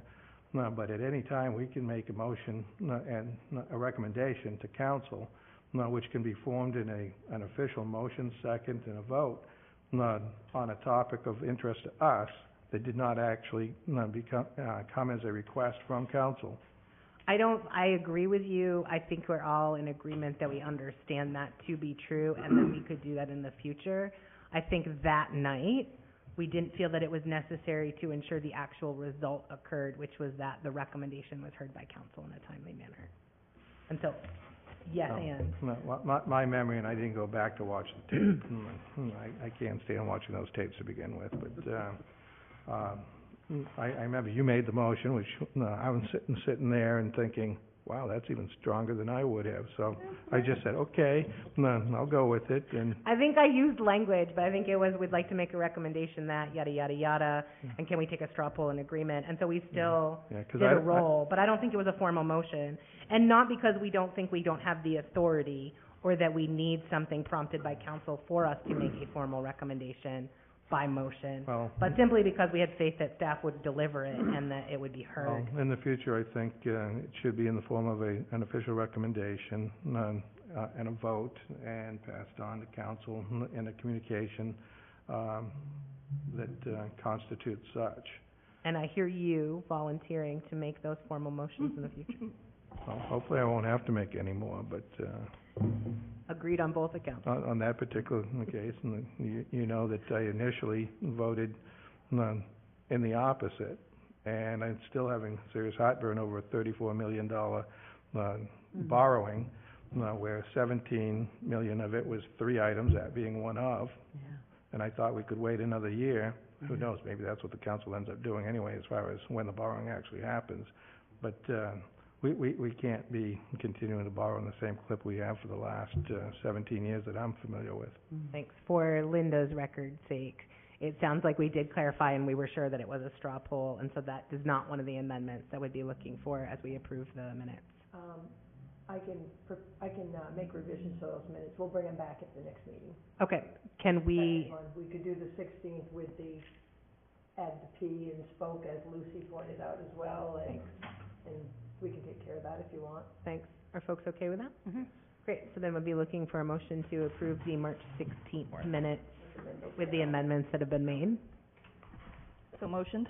Thank you. Is there a second? Second. Great, thanks. All in favor? Aye? Aye.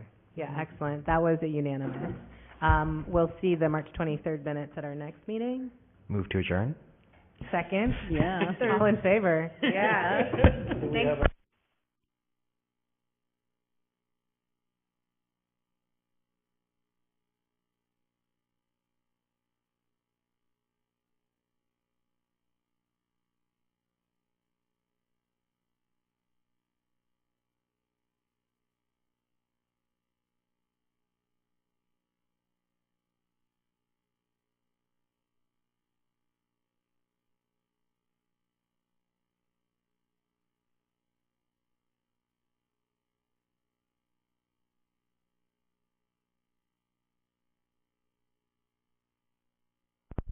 Don't worry, Shelley. Yeah, we got it.